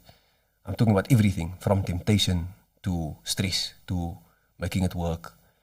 I want you to understand that mental health is cuck important. And what your father or your grandfather, your great-grandfather, they made you feel a man is, and you are struggling to uphold that, and you're struggling to keep up that facade, let it fucking go and become who you really are. And if that means you need to take a break and learn to heal from your cuck and fix your problems, then fucking do it, because at the end of the day, it's only going to work out better for you as a person. We have all been through shit. We've all struggled with something. And the way we are taught as men is to bottle shit up and to bury it deep down inside, because our feelings don't fucking matter. The other day, I cried me in my puss. I watched a video where this woman says, when you are in a dark place and you really need someone to talk to and whatever, who do you speak to? And a whole bunch of men stitched the video and they said, I'm a man. Absolutely fucking no one. And the next guy, and the next guy, and the next guy, and then so many men just said, no one. Nobody. And one guy went as far as to say, men can't speak to men, bruh. No, men can't speak to anybody. Yeah, because we've been taught. And you tell your wife, so men, it's difficult for men to speak to men, right? And if you tell your wife certain things, you don't want to also be like almost what you call that, demasculated? Emasculated, sorry. Emasculated in other sense. Like, how difficult is it for you to tell your wife those things that you've experienced? Like, it's not easy. So, and there's a lot of things like being vulnerable or being weak in front of a woman is almost like is seen as a weakness. Being vulnerable in front of a woman is seen as a weakness. By society. By society. That was we were taught, yeah. So you like telling her, your wife or your partner, all your deepest, darkest fears and all those, it's difficult, bruh. And yeah, so it's I do try, and I try to talk on the podcast, and I try to talk to other men, but it's kind of difficult. And I know you do so. A lot of people do. For me, I say no more like it is because I'm tired of the bullshit. I'm going to use the Palestine-Israeli example for this. Sure. If Israel is, or let's say the Zionists, is unapologetically bombing the cuck out of civilians right now and killing children, women, innocents, and elderly, regardless of the fact that the whole world is in uproar about it, then why should I stay silent about the truth and standing up for the oppressed people, even though there are people telling me not to do it? If people are gunning me, like there are a lot of people telling me, you want to focus on Palestine halfway around the world, but you can't even talk about the kids dying on the Cape Flats. Gangs, I heard about that. The fucking stupid, backwards and twisted mentality. That is a stupid mentality. It's almost like if you mention both, they will say, but why aren't you talking about the people in Australia? I just want to kill this once and for all, though, and I'm sorry to say this. Sure. Right? But why is it that when the anti-gang unit and the Boere rock up in Menenberg or Hanover Park, then the gangsters are nowhere to be found? It's because their fucking families hiding them away. Right? That's the first thing. The second thing is, if you are on my social media platforms coming at me for not standing for Cape Town and saying free fucking Cape Town, you don't know jack shit of what I've done. I've been in the heart of Menenberg, bruh, with bullets flying. I know kak. And I'm busy handing out fucking FOMO buckies with akani into the children of Menenberg. I have witnesses to it. I have taken people and gone out, and I've got a Moorse network of people in the gebouw and whatever, and I've asked them for opportunities to take some of the lighties that were previous gangsters who are right about to become a gangster and say, look here, give us a learnership, give him an apprenticeship, teach him a skill, help him, because his only choices right now is escape or end up in a gang. There's about 18 lighties that I've managed to do that for, and it's far from enough. One of them is in Malawi. There's another guy in the USA now, working on these companies, and they have better opportunities. But bro, imagine this. Now you take one lighty, and this is my goal, I swear to God, if God ever gives me the sustenance and the ability and makes me a millionaire one day, amen, is to take children and change things for them. The other generation is basically lost because they have a choice to make and they have the ability to put it into power. Kids don't, right? If you take a child out of Menenberg, Hanover Park, wherever, and his only options are limited to him within the borders of this triangle, and that's gangsterism, drugs, whatever, right? And you take him out of there, and you uplift him with education, you teach him love, you teach him care, you give him empathy, dignity, and respect. And he makes something better of himself. You've changed a fucking generation, because now his kids will have better. His grandkids will have better. His great-grandkids will have better. Everyone. That's a fucking legacy. That is a legacy. And it starts with one lighty. One lighty. And you can't fucking tell me that as difficult as your fucking life is right now, you can't buy one lighty school fees for the year, or half of his school fees for the year, or buy him his fucking stationery, because his lighties don't go to school for them not having their stationery. Okay, I can't do that because I've got kids. But what I can do, and what this podcast does, is to do that, is to serve, to get your voice to that one lighty. Hear your story. Hear what your traumas is, and tell that one lighty, so that he doesn't have to go down the wrong roads that you gone down. He can learn from you what you doing on TikTok. He can learn from how Mark Lotterin's journey. He can learn from Alfred Adrian's journey. He can learn from, who do we have on last week? Jean Mark's journey. That is how we think. Jean Mark the skater? Yeah, he was on last week, yeah. So we get all these powerful voices on here, and that's how we hope to transform the landscape. Yeah. Change the narrative. Change the narrative. If I can, like, I was just busy addressing the men out there. I know, man. You don't have to explain to me. I'm a father, I'm a husband. I suckled, I've lost. I've lost more than I've had. In times of difficulty and in times of despair, the first thing you do is you doubt yourself. The first thing. And I know for most of us, that is breaking the bank or just making it through to the end of the month, you don't look after yourself, my bro. Kijk, let's say for example, you get paid 10 grand a month. Your bond come off, your rent come off, your groceries, your school fees, everything. Now you got 2 grand left for the month, hypothetically. Most of us don't even have anything left for the month. But let's say you have 2 grand. And now you check yourself, yo man, maak jy regtig 'n fucking tracksuit broek, my bro. Of 'n pak, my kouse het al gatte in. How many men do you know that still wear a pair of onnies and there's gatte in the onnies? Straight up. It's like a thing. Have you seen it? Men, with normal working class men, have holes in their underpants and in their socks. I've seen it so many times. And I want to ask, kan jy nie vir jou onderbroek koopie? But then I realize, we are always seeing to ourselves last, and we hardly ever spoil ourselves. And I'm speaking about this in general, about the real men. I'm not talking about those men that don't pay child maintenance, but they're wearing a new pair of Air Force. I'm not talking about those niggas, right? Deadbeats. Yeah. I'm talking about real, honest to God, hard-working fathers and husbands. Give yourself a break, my bro. Kykie, those are the superheroes. Pick up your fucking fishing rod and say, you know what? Fuck work today.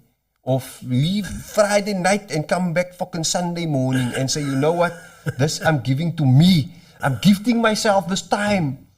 You need to dedicate time. As much as you're dedicating time to feeding your family, sorting out the bills, being a father, being a husband, being an employee, being this, being that. You need to dedicate time to healing. You need to dedicate time to finding your inner peace, working towards your contentment.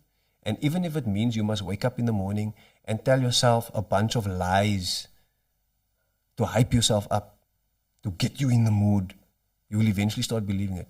I tell myself like in the morning, straight up, you're a fucking beast of a guy. I like you that. fucking, nah, there's no one that can stop you. Yeah. You never say die. Yeah. And let nobody defeat you. I will not, I refuse. God loves you, you have a purpose. I look in my phone camera and I say, you have a purpose. You are loved and you are capable of loving.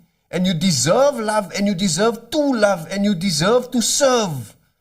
And I tell myself this religiously and I never believed myself. My bro, I was the type of guy that would lie to women and make them feel sorry for me just to get an audience with them. I was the kind of guy that cried myself to sleep listening to fucking JoJo and fucking Kelly Clarkson. I was an emotional motherfucker, my bro. I was cock emotional. And I felt so fucking alone. It's the worst feeling in the world to feel lonely. And loneliness can be where you walk into a room filled with people and you still feel all alone. And you know where my power came from? Was when I gave myself that, when I told myself, I'm enough for me, man. And once I took my power and I was like, if I'm alone with myself, I'm happy. And I'm content within myself. And I'm duidelijk and I love myself. It took a morsel lot. I probably learned self-love at the age of 32. I'm 34 now. You know what I mean? At this stage in my life, my bro, I can tell you now, I'm a complete 180 from who I used to be. If I think back, the person I am today wouldn't even have associated with the person I was 16 years ago. I'd basically say, push, get out of my face. I want to feel deal with that way. But it's because I've grown, man. It's because I've learned and it's because I've become better. And at the end of the day, I've forgiven myself for the transgressions I made to myself. And here's another important thing. There's so many important fucking things that pop into my mind, but heal your inner child. But bro, you were a lighty and nobody was there for you when you fell off your bike and you were in your push and you were crying and your daddy said, fuck sticks and stones, oh, fuck that, put a plaster on there. But you were broken in that moment and you felt, my bro, go back in your mind and tell that lighty, you know what, brother, don't worry, I'm here for you, man. And if nobody made you feel loved in that moment, I want you to know, I love you. And you know what, I learned that lesson a few weeks ago on TikTok while going live with a brah half my age. He told me I'm on a journey of healing my younger self, my inner child. And I was like, and I looked back. I agree 100% with that. And I spoke to Jean-Marc about this yesterday. He also felt like when I was young, I was very skinny. And I thought about this. I told him it was almost like this low-level vibration I had, and it was almost like anxiety. Obviously, as a child, you don't know what anxiety is. You don't. But I had this anxiety because I was scared for the world. Like I was scared for everything around me and stuff like that. But now I did things in my life to make myself not scared anymore. Now I'm no longer scared. So now I almost want to go back to that inner child, that child that you speak on, or write a letter to my 7-year-old self and say like, look at me now. Brah, you don't worry. One day you're gonna be hard. One day you're gonna be a beast. podcast. You're gonna be a beast, bro. You're gonna have a motorbike. You're gonna have a podcast. You're gonna have all these shit that you hope to do. You're gonna hope to be able to speak in front of people. And now But you you can know, speak that is to a a lot of technique people. of healing. Write a letter to your old self. Write a letter to yourself and say, dear 16-year-old Fiki, I want you to know you will heal. And when I tell myself that, I smile, and this is a real smile. I don't like my smile, but I'm smiling because I say to myself, you know what? I never thought this day would come. In all the times I felt so lonely and cried myself to sleep. And all of the times that I felt like I was rejected by society. And all the times where I tried so hard to make people want to be around me and like me, and they pushed back and did the complete opposite. I wanted young Fiki to know, 16-year-old Fiki, that my bro, you got fucking thousands of followers on social media. You've grown, you've learned, you're authentic, you're the version of yourself that is completely the opposite of who you are right now. My bro, I'm in a position now, and I don't mean this, and I swear to God, I don't mean this in any way driven by ego or anything. People flock to me, bro. People flock to me, whether it's good or bad. Nah? They say, yeah, he's still a fan. Because he's following you. He wants to see you fuck up. He's still watching you. People flock to me, my bro. And the amount of people that I've had in my life recently, in the last couple of, 2-3 years, are level-minded, like-minded individuals that have a similar thought process. And all the old that I used to associate with, and the cuck and the stuff that is drawing me back and holding me back. Chop, chop, chop, chop, chop. And now I've cut off all the excess fat. I've trimmed the fat off. And now I'm lean meat, my bro. and everything around me sustains me, it nourishes me. That's how I feel now. I've got like this new leash on life. I'm not half as as successful as I want to be financially. You know, I'm cutting through my ribs, but I've got this drive and I'm pushing myself and I'm making something of myself because I have no choice but to. But I know I've got backup, and that backup is me. And I'm fine with it. I'm perfectly fine with it because I've taken the time to heal myself. I've taken the time to uplift myself, to sharpen my skills. Imagine if I had listened to my biggest naysayer, which is my father, my own father. I love you, Daddy, and I respect the shit out of you for what you've done for me throughout my life. But you were also simultaneously my biggest naysayer. If I had listened to you, I wouldn't have become a voiceover artist. I wouldn't have appeared in certain podcasts. I wouldn't have met my childhood heroes. I would have never associated with some of the biggest and best in the entertainment and in the social media industry. I would have never found my voice. I would have never changed people's lives. I've reached a point where I was like, you're super humble. People say, Fiki, you changed my life.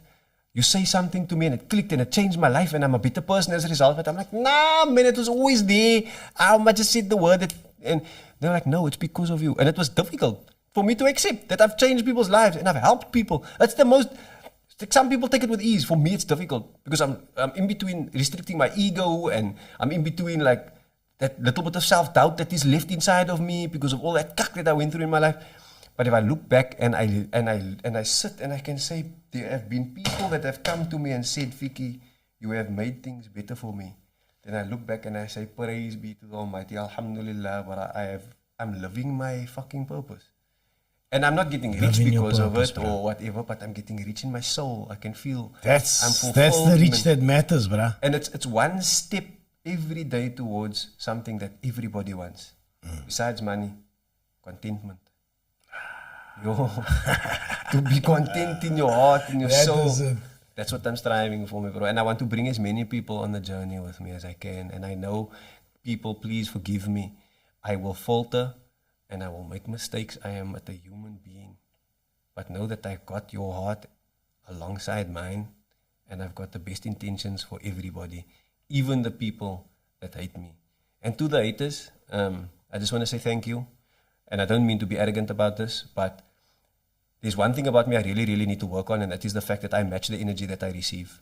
Meaning, if I meet you for the first time and you start gating me, I'm going to gate you back. And I'm going to give it to you twice as hard. If I meet you for the first time, and you come at me and you challenge me or you try to make me a pussy, I'm going to do it 5 times as hard. I'm going to never say die and I'm going to go. And even if I make myself look like a pussy in that moment, I'm going to do it. And that's something I need to work on because I talk so much. I talk a big game about compassion and treating people with kindness. But I can do it with everybody else. But that group of people. And I realized recently, and someone told me, I never liked you. I hated your guts. I used to see these videos of you. I saw one video of you where you were saying this and I thought, this guy's poes. And then later on I saw a different video of you and I was like, this is nogal 'n duidelike braai. He's nogal got a, uitkyk. And that's just happened now recently, even with this Palestine thing. So I want people to know that I'm here to fight a good fight and I have only the best intentions. And make room for me to err, please. Make room for me to err because I'm not perfect as much as you are not perfect. But anyway. Thanks for sharing. Thanks for sharing your thoughts. Did we go over time? No, we never went over time. We normally go this much. But thank you for sharing your thoughts. Like, what did we leave? Wait, what did we leave on the stove that I said I would come back to? I can't remember. I think we touched on a lot of stuff. Yeah, we touched on a lot of stuff. People have misconceptions. People don't know the real you. I feel if people understand where you come from, your background, they understand why you are the way you are. For me tonight, I have a good understanding of how you think and why you think the way you think. And there's a lot to feel good about, like, bruh. And where you've come from to where you are now. And I know you don't like compliments like you do, but yeah, you are one of the voices out there that's spreading good. So keep on doing that, like. I appreciate you, bro. Thank you so much. I appreciate it. To hear that feedback, as difficult as it may be for me to look at myself in a positive light. because I don't believe that I'm yet to where I need to be. And to put it in simple, stupid terms, I have not yet evolved into that final Pokemon yet. You know, I'm still a Pikachu. I must be the final version of Pikachu. You know. But when you do that, just keep the ego in check. So that is the struggle, man. And I think that is a lot to do with why I struggle with compliments. But one thing I'm realizing is that it's part of my journey to be kind to myself, to accept what people say. Because a lot of the time I feel like people, and I think it stems a lot from people being disingenuous. People saying things to me that then they're just saying it to make me feel good about myself, but they don't really mean it, you know. But in an exchange like this, we've gotten to know one another. We've spoken on such a deep level. There's nothing but honesty now. Yeah. What? So I didn't know. I know bits and bobs about the Israel-Palestine thing, but how you broke down what you broke down to me today is important for other people on TikTok. It's like, I know these things, but not everybody knows these things. There's people that need to hear it. And the way in which you can deliver your message with your heated, triggered message, if that's the right way to get your message out, go for it. Albeit, I encourage, and the creativity, the fact that you added creativity into that, I'm like loving that. You know what I mean? And yeah, I want everybody to have get out their own message and heal and all that shit. And yeah, we all on that journey. We all on it. You said so much things that resonate with me. I also wake up in the morning and I'm like, yeah, you're the best creative alive. Like, you're gonna do the shit. Like, and lucky for me, I not that popular, so I don't get a lot of hate. Maybe if I get on TikTok, I'm gonna get a lot of more hate and stuff like that. So I can sort of avoid it. So, and then I'm gonna be standing there with a welcome banner and saying, "What is that? Welcome, what was that? People that pyramid scheme? You should be here. What's that? Wall benches? I'm gonna wall benches, you motherfucker. I'm gonna stand there with a blue banner saying, "You should be here." Yeah, man. I don't wish it for you, bro. But just be prepared. Maybe. But yeah, thank you for sharing your time for us. We covered quite a bit on this past 2 hours, I think. Yeah, shit. 2.5, I don't know how many you are going to get this shit on social media and post it. Anyway, please like, share, subscribe to everybody out there if you're still watching. Thanks for joining us. Much Peace. love, We out. Peace out.